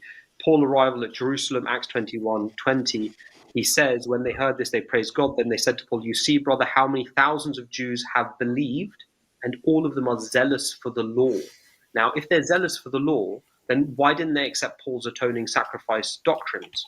And he says here, they have been informed that you teach all the Jews who live among the Gentiles to turn away from Moses, telling them not to circumcise their children or live according to their customs.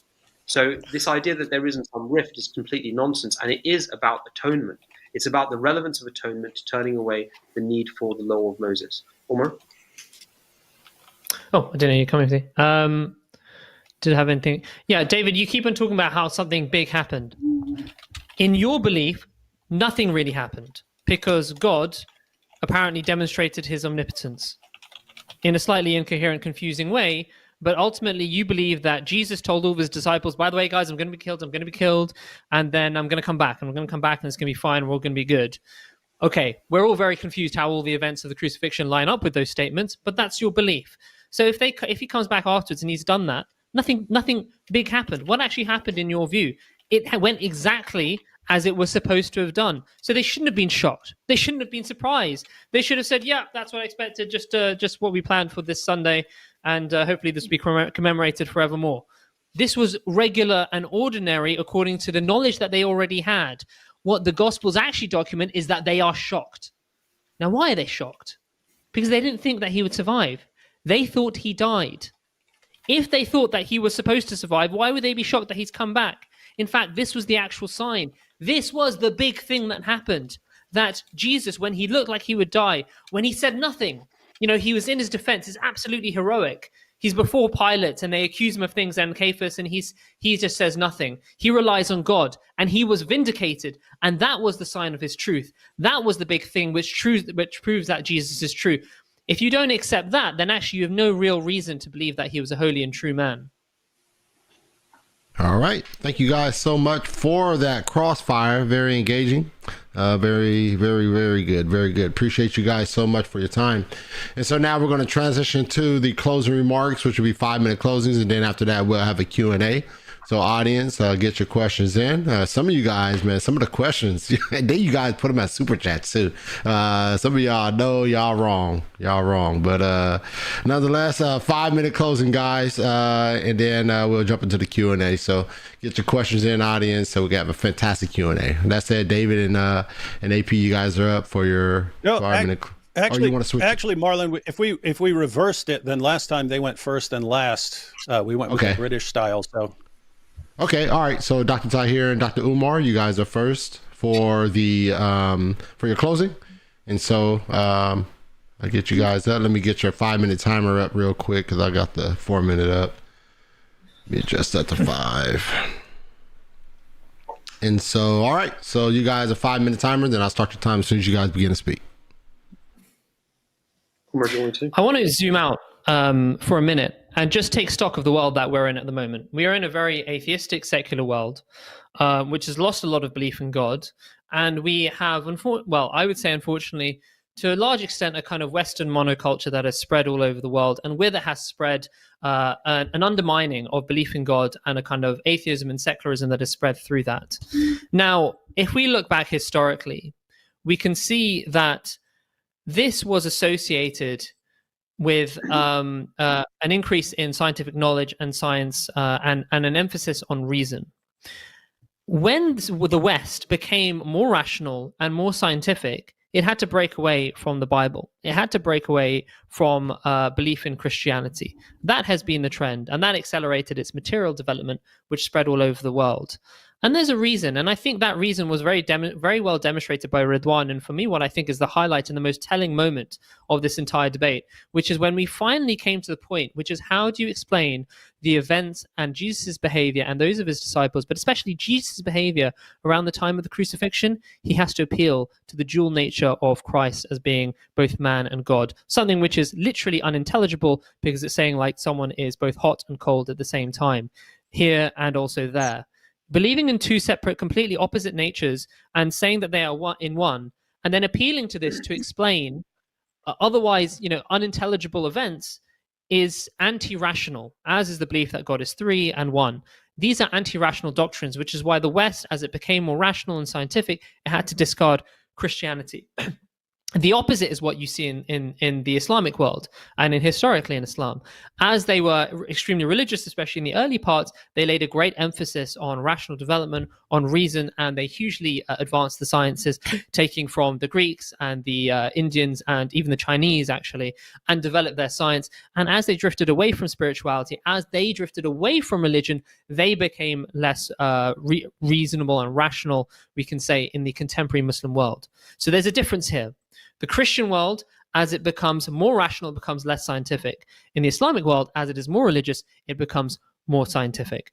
Because Islam is something which actually accords with human reason, whereas Christianity has doctrines, modern day Christianity, Pauline Christianity, almost by design, I would say, or Paul's design, has as its basis things which are anti-rational. And so when we have come and we have given you a narrative that actually makes sense of the Gospels, that says, yes, this is not 100% a reliable text, but you can extract a lot of value from it. And you do this by going by the statements that are repeated, especially, and which are and the events which are well attested to and which make a narrative which you can rely upon. And when you do that, you actually find that the hypothesis that better supports is the idea that Jesus believed that he was to undergo a trial, but that God would save him, that he underwent that trial, he never died, but he survived. That is the best that you can do from the Gospels, and you can only do that in light of that wonderful verse that my brother Tahir has so eloquently explained and expounded upon, that shows that Jesus appeared as if he had died upon the cross to many, but he actually had not. And then he continued to fulfill his mission to the children of Israel, as the Quran says. And to this day, you have a continuing community of people who call themselves Christian Muslims in Kashmir, and you have the grave there, which is buried in the Jewish tradition, and which the locals for millennia have said this belonged to Jesus. Why? Because the tribes of Israel had migrated over into Asia, many of them settling in Kashmir, and that's why he went there. Again, the Christians, our Christian and Ridvan, have not given any explanation for how he fulfilled the statement of his that he would go onto the lost sheep of the house of Israel. We believe that he did, and this is an emerging trend that actually we believe in Jesus. We believe in the Jesus of the Gospels. We don't believe in every single statement that is imputed to him, because we say, well, some of them just don't make sense in line with all of the others and with all the events. So yeah, we can't accept those. But actually, the Jesus of the Gospels is someone that we believe in much more than our interlocutors. I apologize, Brother Tahir, I've only given you 30 seconds at the end. No, I just wanted to highlight this quote in the Bible about Paul. When the 7 days were almost completed, the Jews from Asia who had seen him in the temple stirred up the whole crowd. These are the Jews who had believed in Jesus. They seized him, shouting, "Fellow Israelites, help. This is the man who is teaching everyone everywhere against our people, our law, and this place. I'm with them. I'm with them, and so should you be. They knew Jesus better than this Pharisee plant who was there to destroy Jesus' movement from within." All right. Which Islam say. All right, thank you for that closing. Appreciate it. All right, David and AP, you guys are up for your 5-minute closing, and I will start your time as soon as you begin to speak. All right. Our friends have something very funny just happened. When I pointed out toward the end of our final time that it's odd that Jesus is the only human who is born with a mother but no father, Tahir started talking, and he then said that this is not true because Adam was also born of a virgin. What? Adam is the first human. The first man created not born of a virgin. He is created. Maybe when there is no other human alive. It's a very strange and silly comparison to make.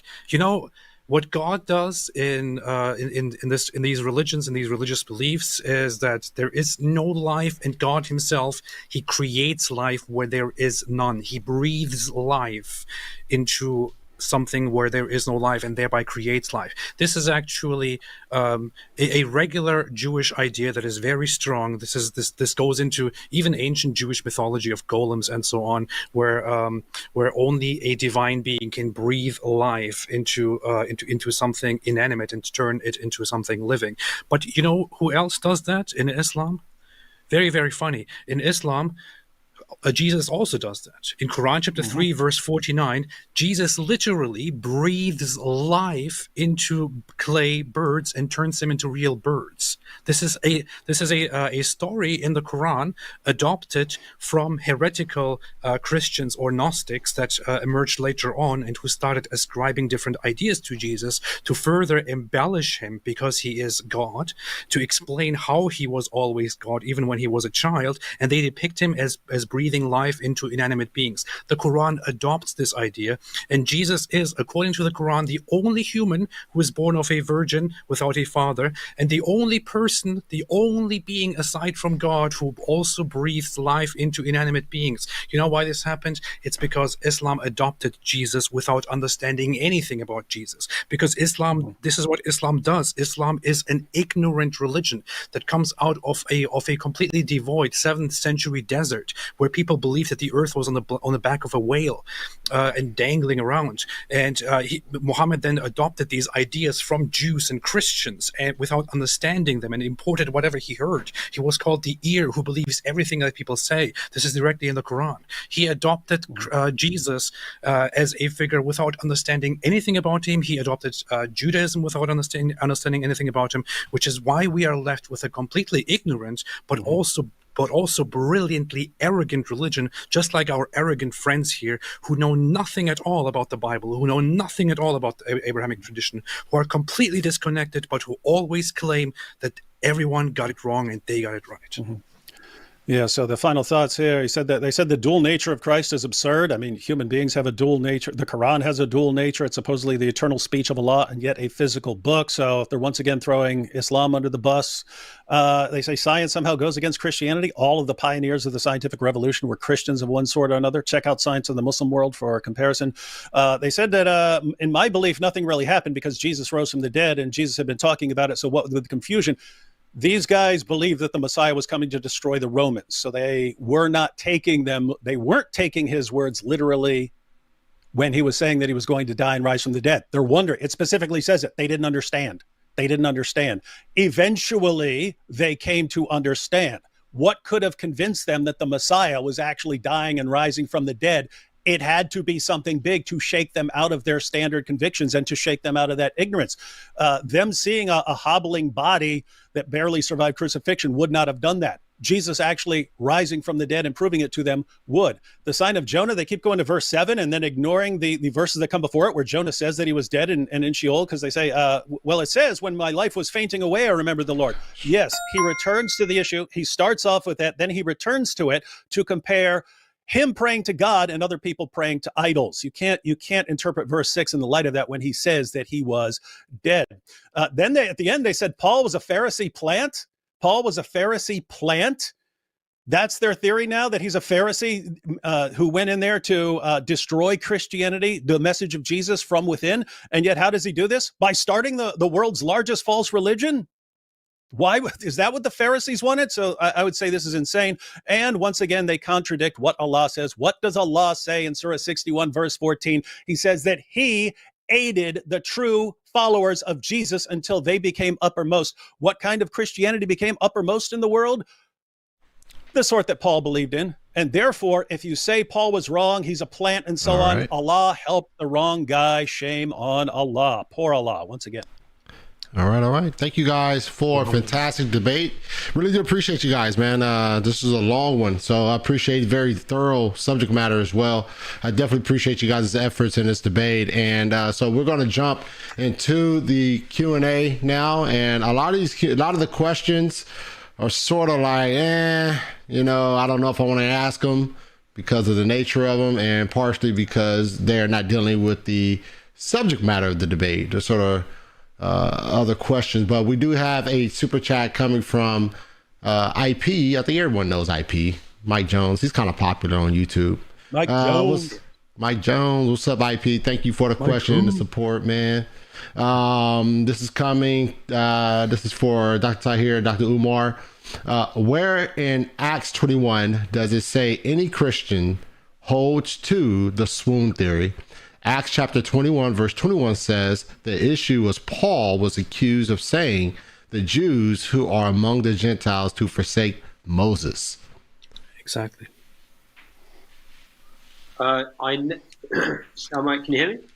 Yeah, I never claimed that it was. I never claimed that the Christians that the Jews who accepted the Messiah, the Ebionites, that they in Acts 21 believed in the swoon theory. When did I say that? What I pointed out was that Ridvan opened his entire debate by saying that the crucifixion is linked to the atonement. That's him who brought that up.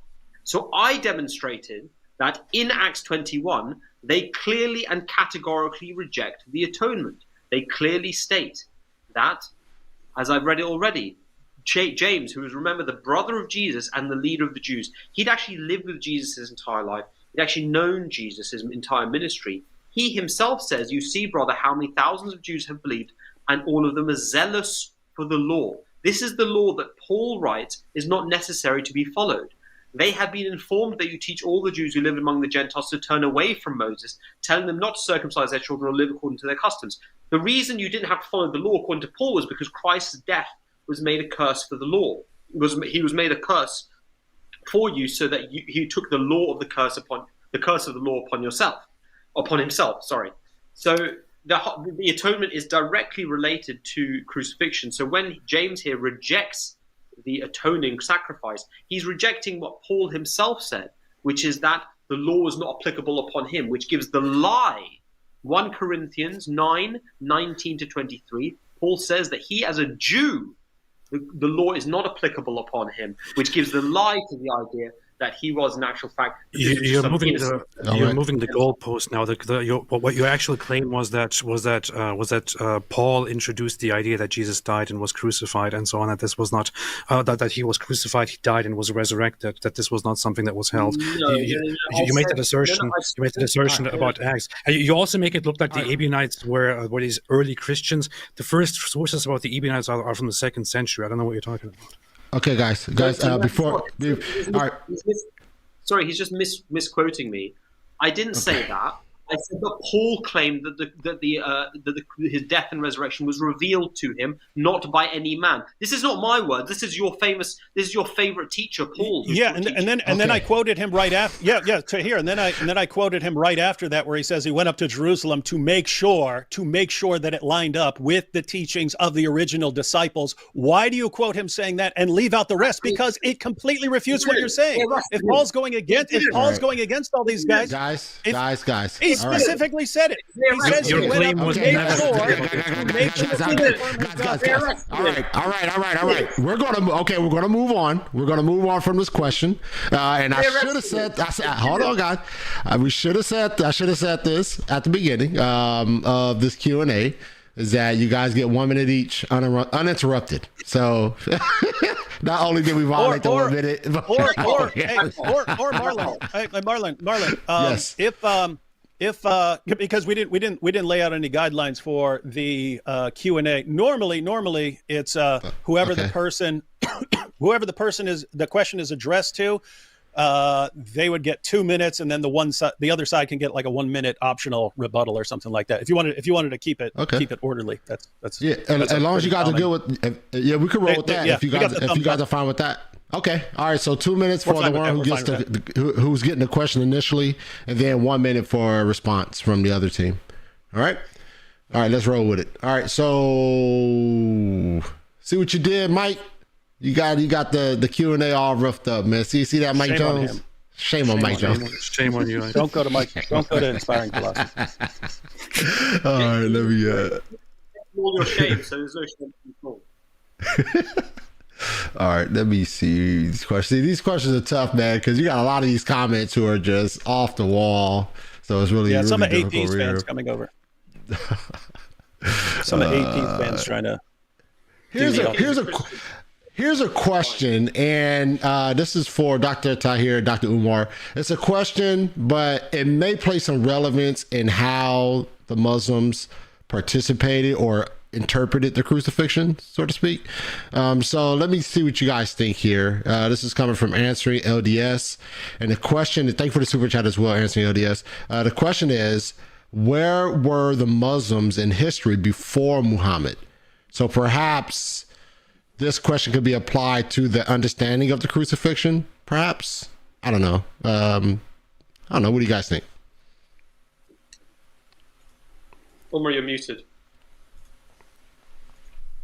Omar, you're muted. Nobody can hear you. Sorry. Okay, I'll try and link it if I can, but I'll have to answer the question essentially. So I've got 2 minutes. Okay. Where were the Muslims in history before Muhammad? Islam, and to be a Muslim means to submit to the will of God. So we believe, and this is a defining and quite beautiful feature of Islam, and quite a unique feature, that the Quran says that every people had a messenger. So we don't believe that salvation was left to any people on earth. Every people had prophets and messengers, and this helps to make sense of how we have all of these different religious founders all across the world who have preached broadly similar messages. Obviously, there are differences, and some of those differences have been interpolated and exaggerated over the ages, and scriptures can be messed with. However, we don't believe that any people were left out. So all of these people were Muslims in the sense that they submitted to God and to God's will. And that's why they refer to this as such in the Holy Quran. Now, what makes Islam different to the previous religions was that it was the first religion and the last religion, the only religion for all people for all times. Okay? So we believe that, yes, different people had religions for their time according to their different issues and their temperaments. But Islam came for all peoples for all time when humanity got to a point where it could bear a global religion, and thus the Prophet Muhammad, peace be upon him, was the final law-bearing prophet. Now, how this links to the crucifixion, Well, we believe that the disciples were true and that they believed in their prophet, who was Jesus. And for him, he was the way and the light, right? Because he said that. But actually, every prophet says that I am the way and I am the light. They all speak in this kind of language because they are all the guide for their time. But the Prophet Muhammad, peace be upon him, was the light and the way for all people subsequent for all time.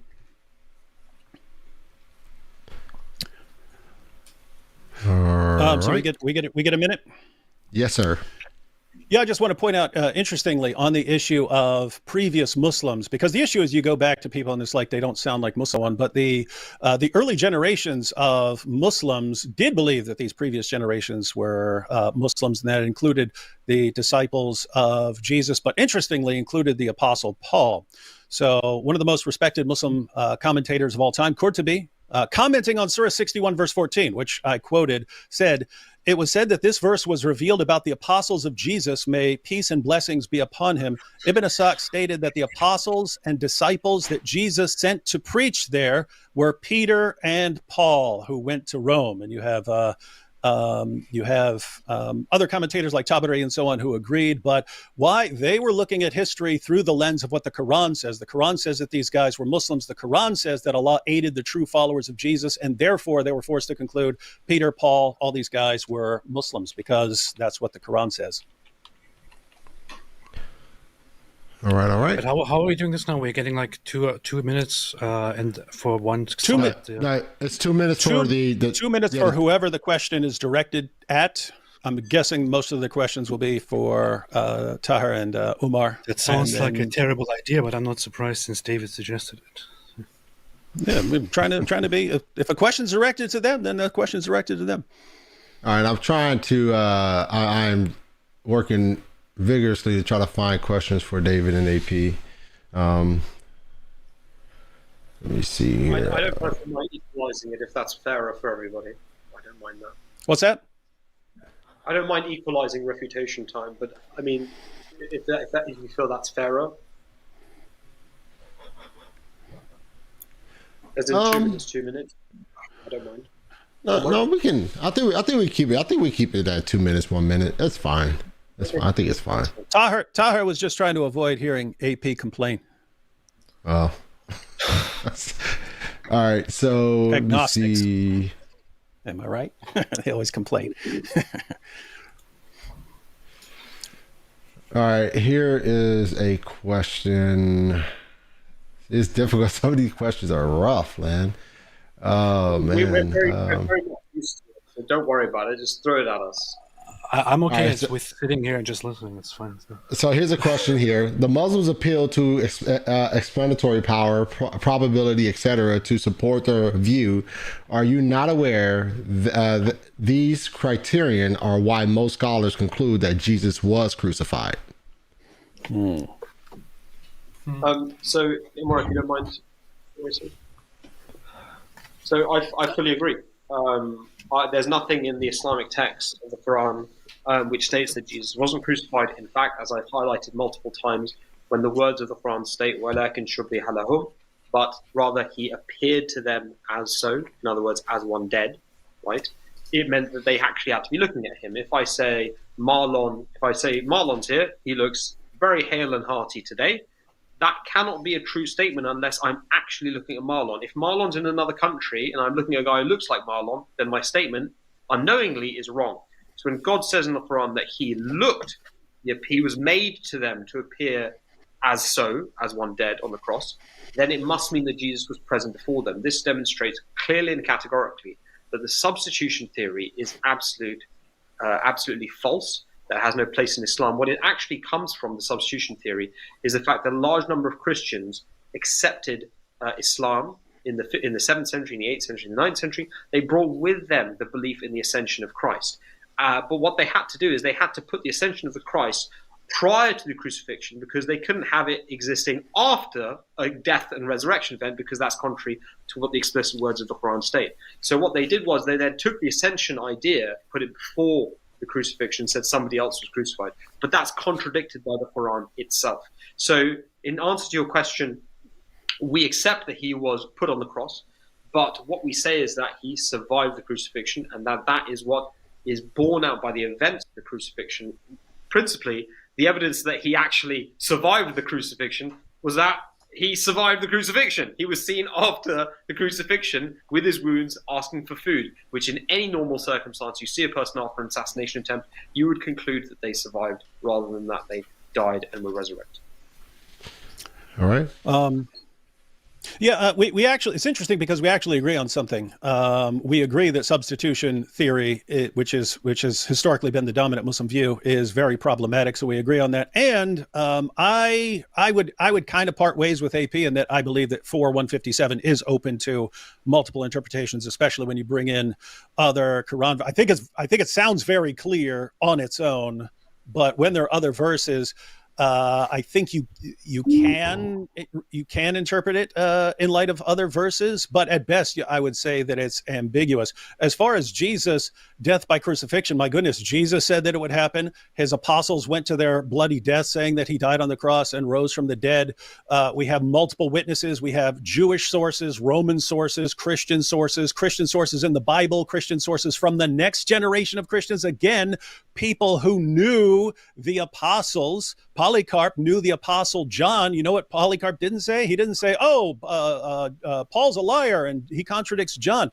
They were all on the same page about Jesus' death and resurrection. And as far as scholars are concerned, they understand if you have a guy who gets crucified, and we know how Roman crucifixion works, that he died. They wouldn't believe in the resurrection, but everyone across the board agrees that he died. There's a reason. The evidence is that good, which means if you go against it, you just got a problem.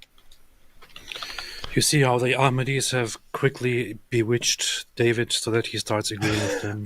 I'll say I always say if I agree with someone on something. By the way, AP, that took a while. That took a while to see, but I eventually saw maybe 4:157 isn't as clear as lots of Muslims have thought it was. You're still on the wrong side of that one, but I will fight you. Took me time. You can have time. All right, guys. All right, here's a question, and once again, it's for Tahir and Umar. It says, how do you explain the millions of Muslim teachers of substitutionary theory? Were they poor exegetes or deliberately are deceptive? I mean, am I mute? So, Brother Tahir, you can jump in, but I'll just briefly, there's a well-known phenomenon called Israeli art, which is the importing of Christian and sometimes Jewish, but mainly Christian ideas into Islam as Christians converted over centuries. So we believe it was something which came in over time. And there was also a hadith which we would consider false, which vaguely supports this idea. But we believe that it's something that was actually imported in and was corrupted through conversions over centuries. This isn't that surprising that religious beliefs drift as you have large population changes over time. But it's quite clear that the so many early Muslims, including all the companions of the Prophet Muhammad, peace be upon him, believed that Jesus, peace be upon him, died a natural death, and many early Islamic scholars said so. It's a research topic, though, fundamentally. It's not a doctrinal issue. There's lots of, as I said, Ibn Abbas, may Allah pleased with him, he famously said, quoted in Sahih Bukhari, Mutawafika means mumituka, which is an interpretation of how Jesus died. Mutawafika, he was taken by God. He says it means mumituka, to die. Also, you have examples of the early companions. The first consensus was that Muhammad, peace be upon him, had died just as the previous prophets to him had died. So it's the earliest Muslims, and the Imam Malik, the one who made the first compilation of traditions, he also said his view was that Jesus died a natural death. So there's the earliest ones actually believe the Ahmadi position. All right, David and AP. Yeah, I've actually gone through all of the earliest Islamic commentaries. I can't find anyone who agrees with that. I know you have quotes like that. I agree on what mutawafika means. I don't think it necessarily means die a natural death, but as it's used in Surah 3, verse 55, mutawafika refers to God's taking the soul away from the body, and he can take away your soul when you sleep and then put it back in you, and then you wake up. But if he doesn't put it back in you, then that's when you're dead. So and by the way, that's why commentators like Ibn Kathir said that since that word is used, it must mean that right before Allah miraculously rescued him and took him to heaven, and disguise someone else, that he actually fell asleep. Because if you rule out the interpretation that he fell asleep, it means that he died. And so defenders of the substitution theory have said that it must mean that Jesus for some reason fell asleep right before Allah took him. All right. And there was a question here.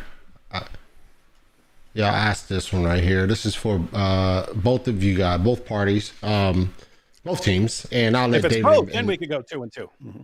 Yeah, I'll let David and AP answer this one first. Answer this one first. Express your best historical argument for your argument. Who's going first? AP, you and AP. You want me to start, or you want to start, AP? I mean, I can briefly just say that that we basically, my opening basically started with this, which was that it is the scholarly consensus among non-Christian scholars, even, and Christian scholars, and so on, that the one thing that can be known, this is also something that I talked with Bart Ehrman about extensively, the one thing that can be known about Jesus is that he was definitely killed by crucifixion. And furthermore, after that, the earliest records of Christians, of his followers, who are also praised in the Qur'an as being upheld by Allah and made superior over everyone else. What they believed from the very early teachings was that Jesus died and by crucifixion and was resurrected, and so on. So. Yeah, so I would just add along the same line. So you have the four Gospels, you have the Book of Acts, you have the writings of Paul, you have the letter of Peter, you have the next generation of Christians who knew the apostles, so Ignatius and Polycarp and Clement of Rome and so on. And then you even have non-Christian sources, Roman, Jewish. Everyone's on the same page reporting Jesus was crucified. And they were familiar with how crucifixion worked. You put that together with the scholarly consensus. It's similar. It's similar when you're talking about what had to shake the apostles out of their view that the Messiah couldn't die. When I say it had to be something big, because that was a foreign idea. If they just changed their idea, if they just changed their idea, something had to convince them to change their idea. Something did convince them. And it's a similar parallel when you're talking about non-Christian scholars. So atheist scholars, agnostic scholars, Jewish scholars. There are scholars who will disagree on almost everything about Jesus. They'll differ widely on his teachings, on what happened, and so on. Across the board, they happen to agree on this one issue. Why? Ask them. They're the ones saying that it's indisputable. They're the one that's saying it's an indisputable fact of history. So something is convincing scholars that isn't convincing our Muslim friends here. So, I mean, the beauty of our argument is that it's actually a confluence of many extremely strong historical arguments coming together. It's about all the different events, and when you piece them together, they form one coherent argument. So I don't need to depend on any single one. What is actually also very interesting from our historical perspective is that most of the evidence that all these, Christian and atheist scholars, etc., who believe that Jesus underwent crucifixion was seen after, the majority of that would still be compatible with our view, because the point of contention was whether he died or not whether he was put on the cross, not whether he was seen afterwards. So it's a bit of an illusion to say that it's all the scholarly consensus is on one side and not the other. Not that scholarly consensus, to be honest, means that much in my view. But I think the best argument that he didn't die is that he was alive, right? He was there afterwards. Why would you jump to the idea that someone died and came back to life when you could just have the idea that, well, he didn't die in 6 hours and survived an assassination attempt? People do survive assassination attempts. Jesus said he would, and he had the support of God. There is no reason to actually jump to the idea of death and resurrection unless one is steeped in a Christian dogma already. Brother Tahir, maybe I left a little bit of time for you. Yeah, I don't have much to say. I think that I always like to jibe that the best evidence that he didn't die is that he didn't die. In other words, you're only positing resurrection because you a priori believe that he is in actual fact the Son of God. So I said before, resurrection is used to support his sonship of God, and sonship of God or godhood is used to support the resurrection. If you take away the premise that he's God and you look at it purely as an individual who goes through an assassination attempt and is then seen afterwards with the wounds on his body, saying that he's been risen, it makes very clear religious idiomatic sense that he survived. All right, all right. And here's a question for you, Tahir and Umar. It says, no, that didn't go through. Hold on one second. Why didn't it go through? It was about the Islamic dilemma. Let me see. Where's it? Where'd it go? Islamic dilemma. Yeah, I think the question basically wanted you to steel man the Islamic dilemma. The guy has a dilemma as to he really likes the Islamic arguments, but he doesn't want to be a Muslim because it requires him to do things, whereas Christianity just get a free pass because you just believe Jesus died for your sins and that's it. So that's the Islamic dilemma. Are you being glib? No. I don't really. The Islamic dilemma. I've just Googled it, but I don't know if I want to rely on this. Is someone able to? You want me to break it down real quick? Yeah. Okay. So, sure, and then you guys can respond. Anyway, they were asking you to steel man, which is kind of always fun. You know what steel manning is? That's when you represent the argument as well as you can, even if you disagree with it. But yeah, the Islamic dilemma is we've kind of touched on it that, and you guys responded to it a bit.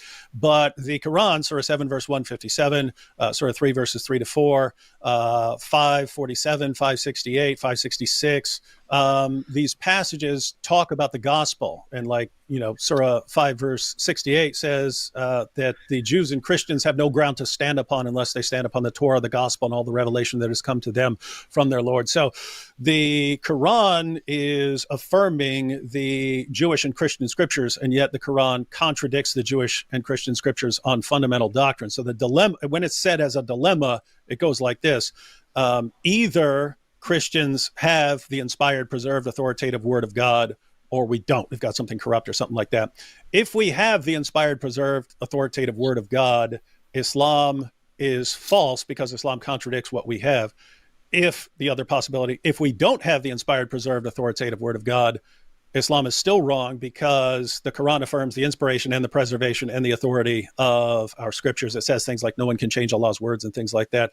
And so the idea is, either way, whether we have the word of God or don't have the word of God, Islam is false. So I think it was asking you to steel man that, but I kind of just gave you what the argument is. So I know you guys reject the argument. And you earlier you cited Surah 5 verse 48. By the way, a little side note, I'd be interested in having some sort of future discussion or something on that, because this argument takes a while to unpack and then read through the verses. And if you're quoting 548 and so on, it takes a while to go through. But yeah, so. That's the Islamic dilemma. Yeah, so I'm very happy to answer that question. It's very easy to answer, actually. If I can just share my screen really briefly, if that's all right. The window I want is this one. As you can see here, it says, I think you can even probably see the words as we go through them.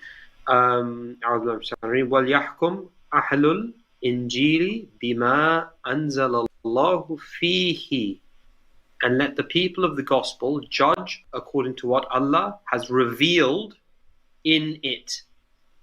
Now, these words therein, fihi, in it, and also the word revealed indicates that it is not the whole gospel that the people are being asked to judge by.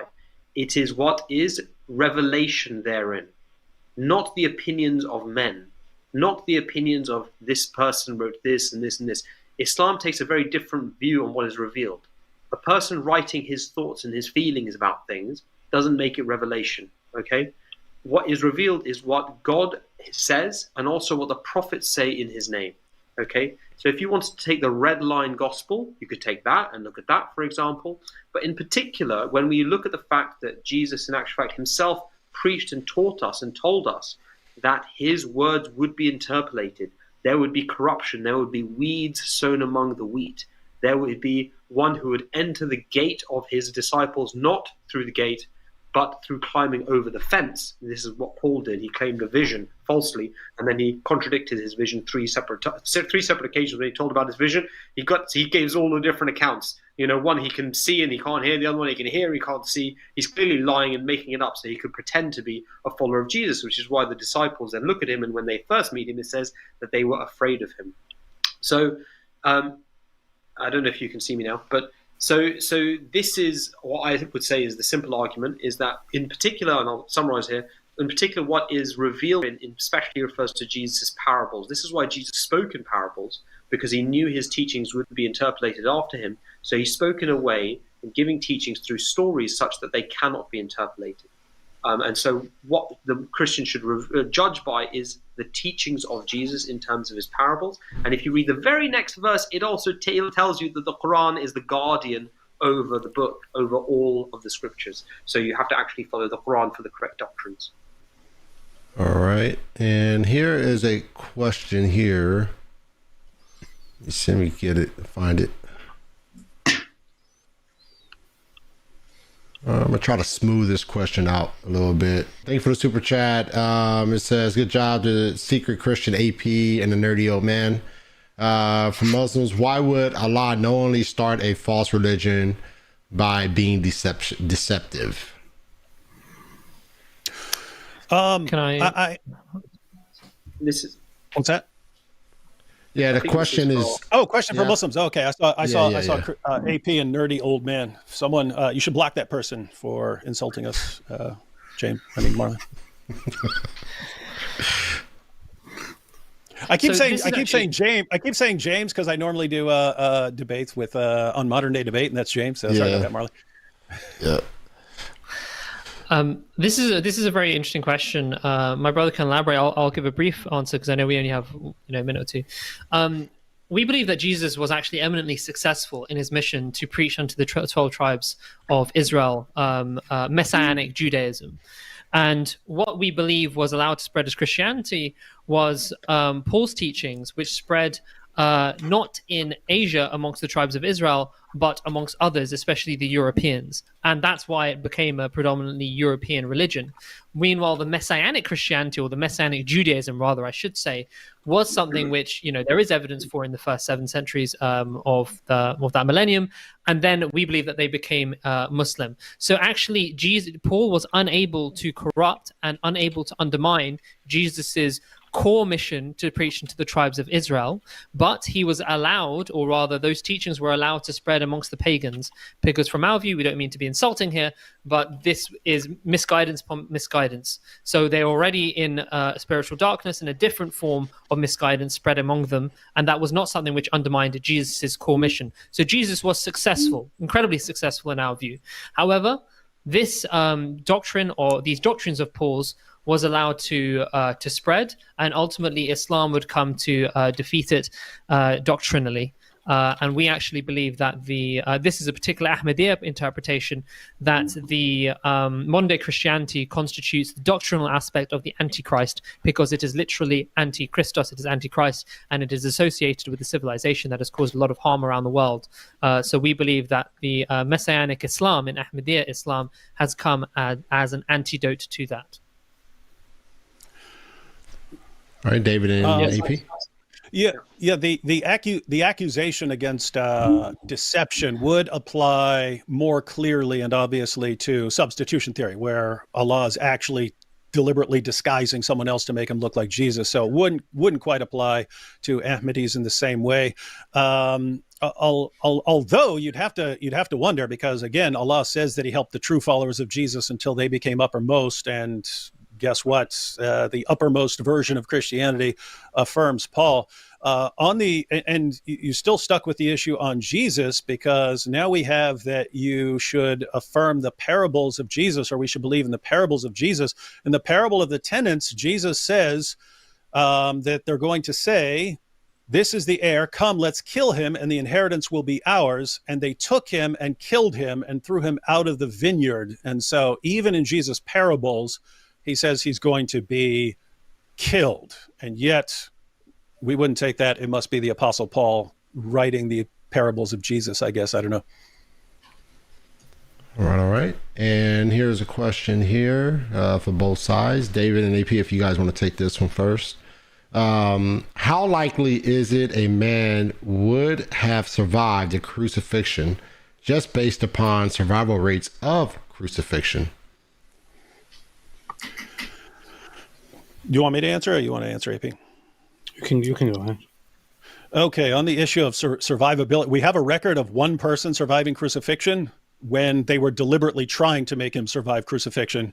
This is when Josephus joined sides with the Romans in an effort to try and minimize the deaths. And in exchange for Josephus joining them, he said, "Hey, you got my 3 friends there. Can you take them down off the cross? They've just been crucified." They took them down. 2 of them died anyway. 1 of them survived.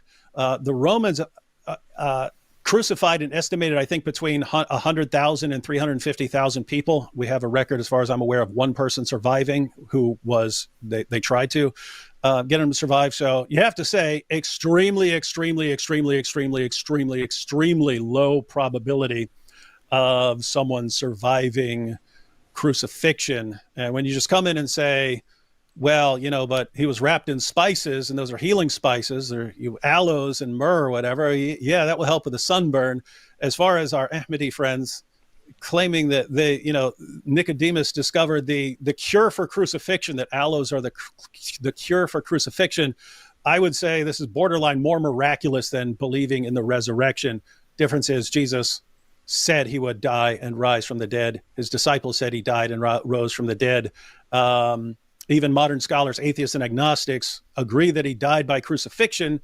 They agree that his followers became convinced that he rose from the dead, even though they don't believe he rose from the dead. As far as the atheists and agnostic scholars, they do believe that Jesus' followers became convinced that he had risen from the dead and appeared to them. And so this is all part of the evidence that we need to consider. And I have to say, this fits much more comfortably with the Christian view than with an idea that Jesus survived, and so Jesus' words are wrong. His disciples all got it wrong. The angel got it wrong. Everyone got it wrong.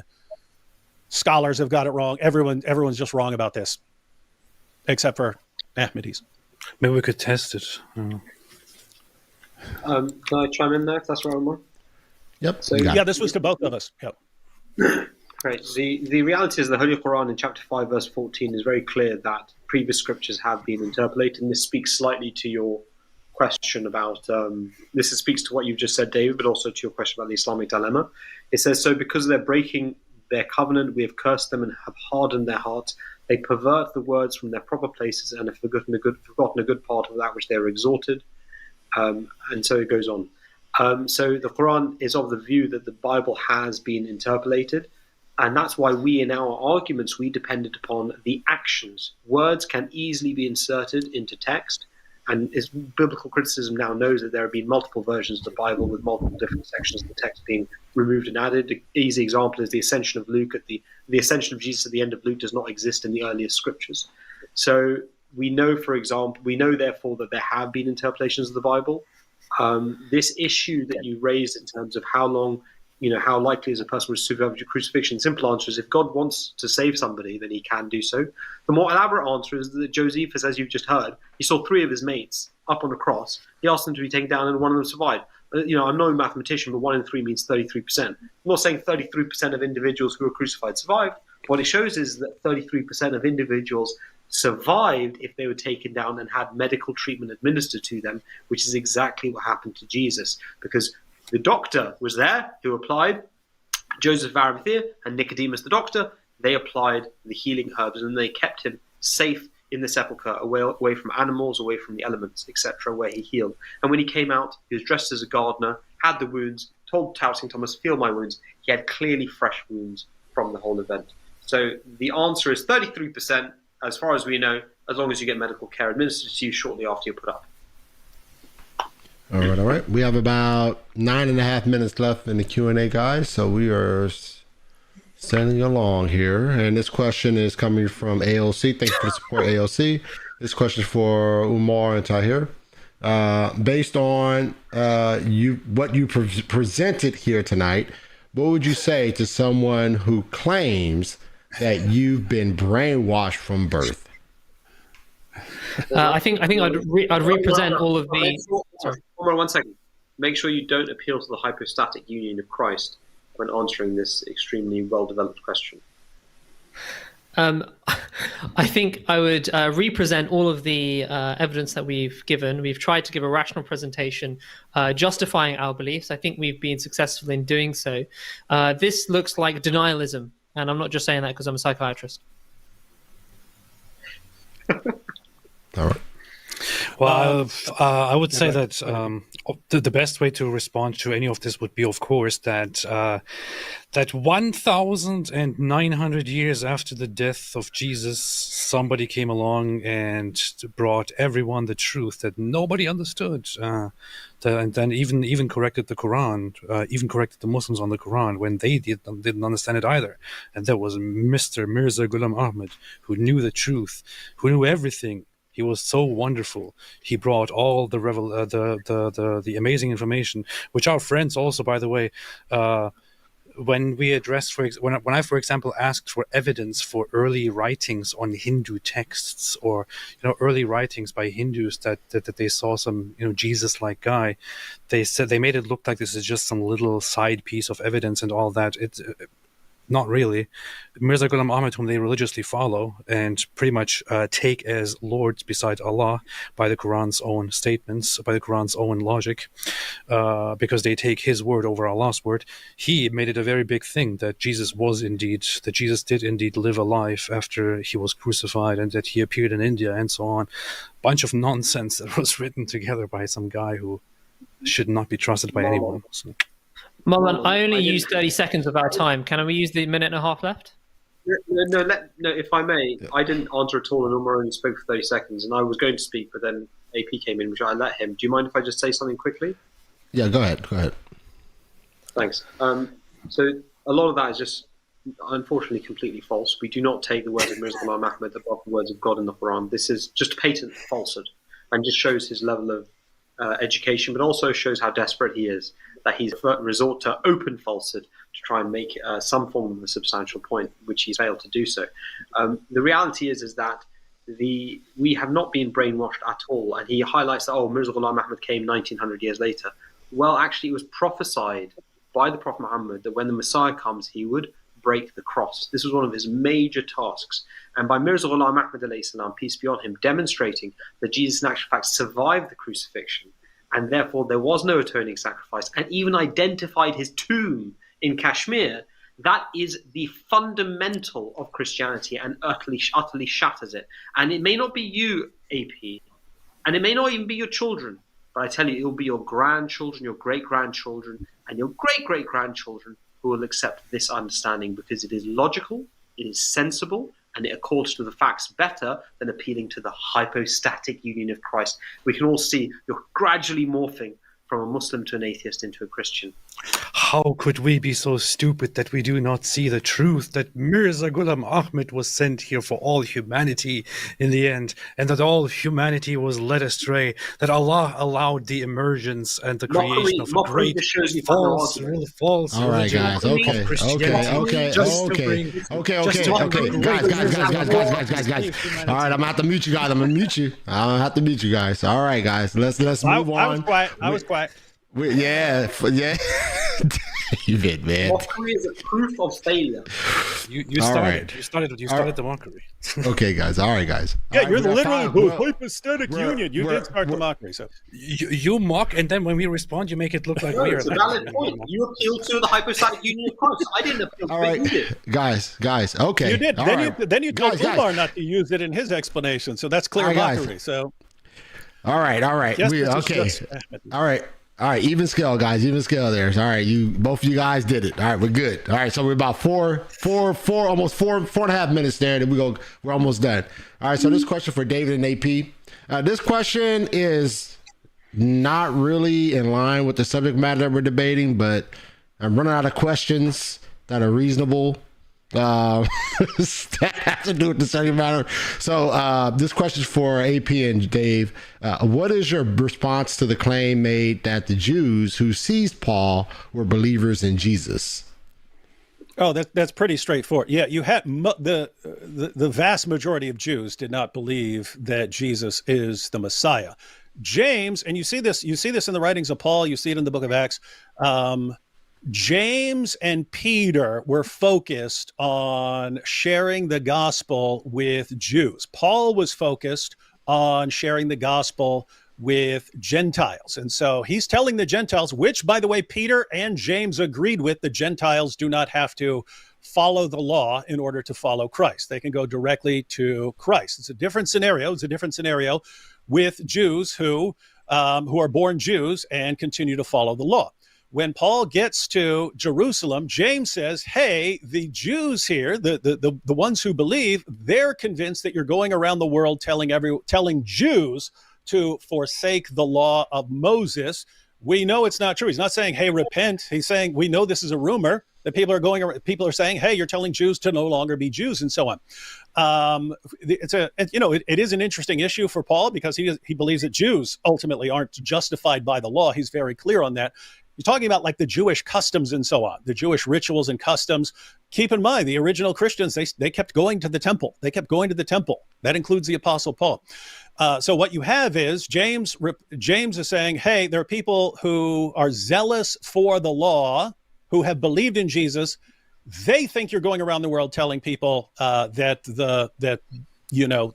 Jews should reject it and become Gentiles.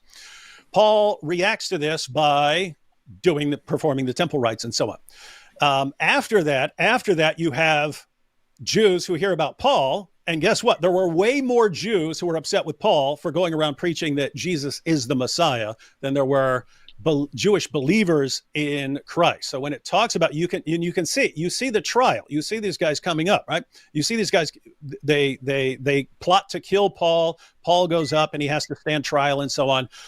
Very clear that the people who were really flipping out and getting violent with Paul they weren't Christians who wanted to keep the gospel. That's Tahir's reading, not supported by the text. And again, once again, Paul goes on preaching the gospel in the presence of Jews well after that.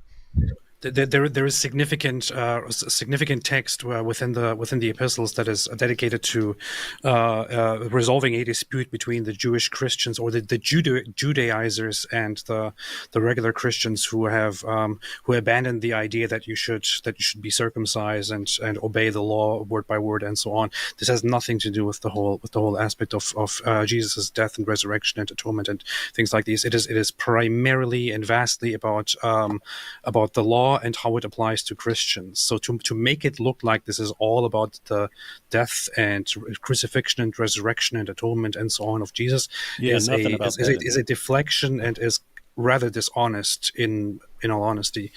And it's just like making it look like the early Jews or the early Christians were called Ebionites. Such a thing didn't exist. Yeah, Peter, John, James, they all believed in Jesus' death and resurrection. If I can just respond, go ahead. I mean, it's more Tahir, go ahead. So if you just read the passage, for heaven's sake, okay? Paul, the idea that the Gentiles didn't have to follow the law is nonsense, actually. The Gentiles also had to follow the law. They had to follow a stripped-down version of the law, which James explains in Acts 21:25. As for the Gentile believers, we have written to them our decision that they should abstain from food sacrificed to idols, from blood, from the meat of strangled animals, and from sexual immorality. So there was a watered-down form of the law for Gentiles. This idea that James was absolutely happy that the Gentiles didn't have to follow any law is nonsense. They had to follow a stripped-down version, a watered-down version of the Mosaic law. It is Paul who's going around not only telling people who are Gentiles you don't have to follow any of it, but he's also telling Jews that you don't have to follow any of it. And we have his letters, 1 Corinthians 9:21. How many times do I have to read it? When I'm with the Gentiles who do not follow the Jewish law, I too live apart from the law. He goes on to say, yeah, I too live apart from the law, so I can bring them to Christ. But I'm not under the law of God, I am under the law of Christ. So he clearly, explicitly states that he is not under the law of God, being a Jew who was born and raised as a Pharisee. He then goes on. Sorry, 1 second. He just goes on in Acts 21. James says to him, you see, brother, how many thousands of Jews have believed, and all of them are zealous for the law. They have been informed of you that you preach against the law of Moses. And it's not just the customs. He says about circumcision, okay? he talks about to turn away from Moses. Okay, so these are fundamentals of, and he says later, everyone will know there is no truth in these reports, but that you yourself are living in obedience to the law. So he tells Paul to repent to show that he follows the law. Paul does this. This is an act of rank hypocrisy. He's been This is preaching completely against irrelevant. All right, guys. It's completely irrelevant. Basis, no. Jesus irrelevant. never died. The basis. guys. 1 second. This has nothing to do with the topic. Hey, all right. Let's not interrupt here. All right, Taria, go ahead and sum it up because I think your time This is is about literally the up. question. I'll finish on this sentence. The reason it's not irrelevant is because the whole basis, according to Paul, for the crucifixion is to get rid of the law. So the fact that James says that the law still applies to Gentiles and it still applies to Jews clearly demonstrates that he did not believe that the crucifixion was an atoning sacrifice. Wow. All right. It's simple. And this would be the time is expired, but this would be the final question for the Q&A here. And this question is for Tahir and Umar. And I think it has to do with referencing, not directly concerning the subject matter of crucifixion, but it has to do with the statement that was made about how illogical, like, the Trinity is, 3 in 1 and things like that. It says, this is coming from Fisherman's Corner. Thank you for the support. 3 dimensions are independent, yet make one object is irrational. Schroeder's cat, irrational. Particle wave, duality, irrational. How did God create these quote unquote irrational things that have separate but unified natures? I mean, this is a big deflection. Sorry, brother. No, go on. This is a clear deflection from 2 things that are antitheses in their absolute natures, which is the nature of God and the nature of man. I mean, these are fundamentally different things. One is eternal, one is not. One is all-knowing, one is not. One is holy and pure, one has the capacity to sin. You can't have 2 things which are actually opposites coming together. Now you're referring to... This is a great point, because I just want to highlight something, go back to, is he said, David Wood said earlier that there's lots of things that have dual natures. No, things don't have dual natures that are mutually contradictory. Things can have dual natures that are complementary, but you can't have dual natures which are directly contradictory to each other. Omar, go on. Yeah, I mean, that's essentially the point. Referencing, things which have 2 aspects to their nature is very different to referencing things which are antitheses, like the nature of God versus the nature of man. To say that they coexist means that actually there is no nature of either of them in whatever being that is there. That is literally kind of contradiction, the law of non-contradiction, I think. So this is an irrelevancy, citing physical phenomena of things which have different aspects unified in order to justify the nature of God coexisting with the nature of non-God doesn't make sense. May we briefly respond to that as well? Or? Yeah. Yes, I want to respond to it too, AP. For sure. But I'll just briefly say, bull. I mean, a body and a soul are completely different kinds of things. One's immaterial, one is material. The Quran, we have the Quran here. This is supposedly has 2 natures. It's the eternal speech of Allah, and yet it's a physical book that has a beginning and an end. It's made of paper and glue and ink. Those are completely different kinds of things, and yet Muslims believe that the Quran has this dual nature. As far as God, even in the Quran, Allah appears in the fire to Moses, so Allah can enter into a fire and speak to Moses, but he can't. A fire is a completely different kind of thing from Allah, but Allah can enter a fire, but can't enter a human nature. It's just weird to put these kinds of rules on the Almighty. What did you want to say? Well, I find it this whole topic arose when our Ahmadi friends brought up the idea that Jesus was apparently was repenting and was praying to God and was saying, "Let this pass from me," and was literally just reciting Psalm 22 and saying, "God, why have you forsaken me?" Which is basically the fulfillment of a prophecy.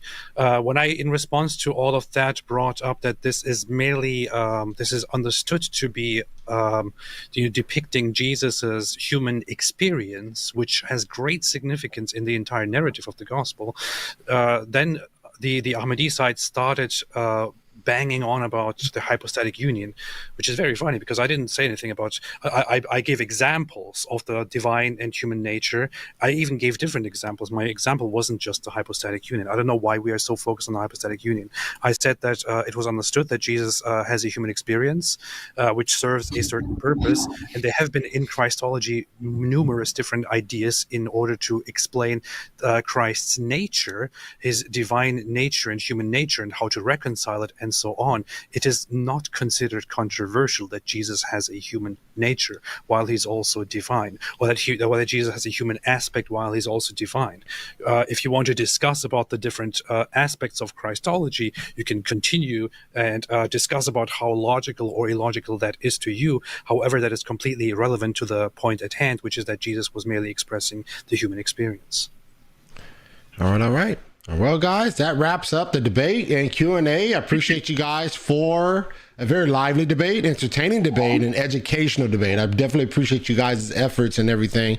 And so, you know, this was a two-part debate, right? We first debated is Muhammad the true prophet, and now we debated the crucifixion concerning the Bible or the Qur'an, and I thought both of them were great. And I just, once again, I want to appreciate you guys and show some gratitude to you guys. I would like to send out a gift to you guys, to just a piece of just a thank you note from me to you. I know you're shaking your head, Ty, here. You're saying no, but yes. You know, Marlon, I must say, Marlon, the reality is the hero of this whole show has been you.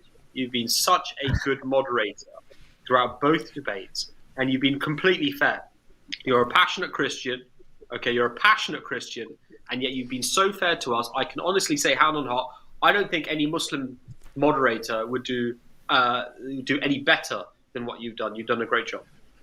I appreciate those words. That's encouraging. I agree, Marlon. You don't need to send us anything. We're all good here. We all like to. Yeah, this is your gift to us. Thank you. I like that you were both strict and fair. So we all appreciate you. All right. Thank you, guys. Appreciate you guys too, man. So I always allow you guys to say parting words, man. You can show some love, be direct, whatever it is, man. Parting words before I let you guys go. David and AP, what do you got? I'm not sure if you said party words or parting words. Parting words. Okay. First off, thank you so much, Marlon, for this debate. Thanks to our Ahmadi opponents. I have to say, during our first debate, things got a little bit dirty. So as soon as I saw a little bit of a dirty attitude, I also went into it. This time, it also happened a little bit. That said, I don't have any hate or any animosity or anything at all against our Ahmadi opponents here. In fact, I appreciate them because it's a great change from how we usually interact with other apologists from the other Muslim fields.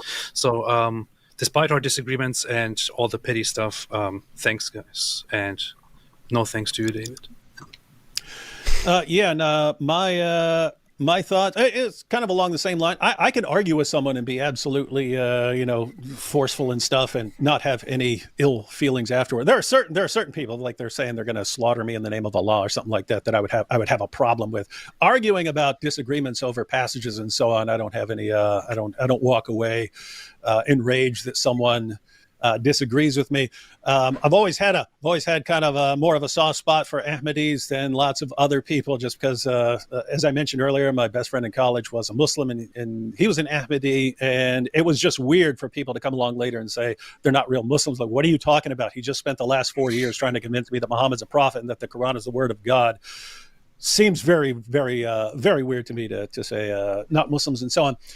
But with all of that said, it is very strange to me to come to such a radically different conclusion about something that Jesus repeatedly said, something that his disciples said, something that scholars are unanimous on, something that 20 centuries of Christians have agreed on, and even to depart from the vast majority position of Muslims over the years. And it all happens to line up with what Mirza Ghulam Ahmad said. And so it looks like that's where you're getting your views rather than going to the evidence and letting it speak. Because again, keep in mind, I mean, I started as an atheist. I became a Christian because I became convinced that Jesus rose from the dead. AP is not a Muslim or a Christian. He believes Jesus rose from the dead. So we're seeing something. Our both sides, we're seeing something that the other is not seeing. And so anyway, explore that more in the future. AP, what are you throwing your hand up for? AP, what's going on? Whatever. What are you saying, AP? Nothing. Yeah, go ahead, Dr. Here, Newmar. You guys got it, man. I wanted to give the Jesus of the Gospel the last word. In Mark, Jesus answered, "The first is, Hear, O Israel, the Lord our God, the Lord is one. You shall love the Lord your God with all your heart, with all your soul, and with all your mind, with all your strength." Hopefully we can all follow this. Amen. And I will finish with another quote of Jesus. Father, what shall I do to enter the kingdom of heaven? Follow the Lord. No. All right, guys. All right. Everyone Appreciate you guys. testify in the nicest way except David. He had to attack again. What? Nothing. Marlon, All right, guys. I said you've done a great job in this. Thank you guys, man. Once again, I think you guys are great, man. I think you guys are great debate quads, I guess. Debate partners. You need us for any other debates? Just let us know. Just email, yeah? All right, for sure. We'll do, man. So Hey, Marlon. Yes, sir. I have to say it would be interesting. It would be interesting because they just gave you an open invitation to set up more debates. Might be interesting to get a debate on a topic that Ahmadis and some other Muslim group disagree on. The reason I suggest that as a possibility is you would not have a side in that debate, and therefore you'd be an impartial moderator on an issue that between different Muslim groups where they disagree. So anyway, just a thought. Yeah, it's not, just to be clear, it's not an open invitation. Obviously, we'd review the topic and stuff, but we have to, obviously, because of the way you've handled these debates so nicely, we'd love to, if there's a good topic and good speakers, we will, definitely respond. All right, cool, guys. I appreciate you guys once again. You guys enjoy the rest of your day and or your night. I think Omar Tahir as nighttime. So you guys go ahead and enjoy the rest of your night. David, AP, you in the States, AP? Yeah. Where you at? Where is it? Hey, don't be asking the apostate. Marlon. Tahir and Umar, we have no issues of thinking they want to brutally murder AP. Sure. There are people who would like to murder AP. So. For sure. I understand. I totally understand. Keep it quiet. All right, for Central sure, guys. Time, that's where I am. All right, Central Time. I'll leave it at that Central Time. For sure, guys. All right, guys. You guys go ahead and take care. I'll talk to you guys soon, all right? Talk to you later. Thank you. Peace be on you all. Thank you. All right, take care. Bye.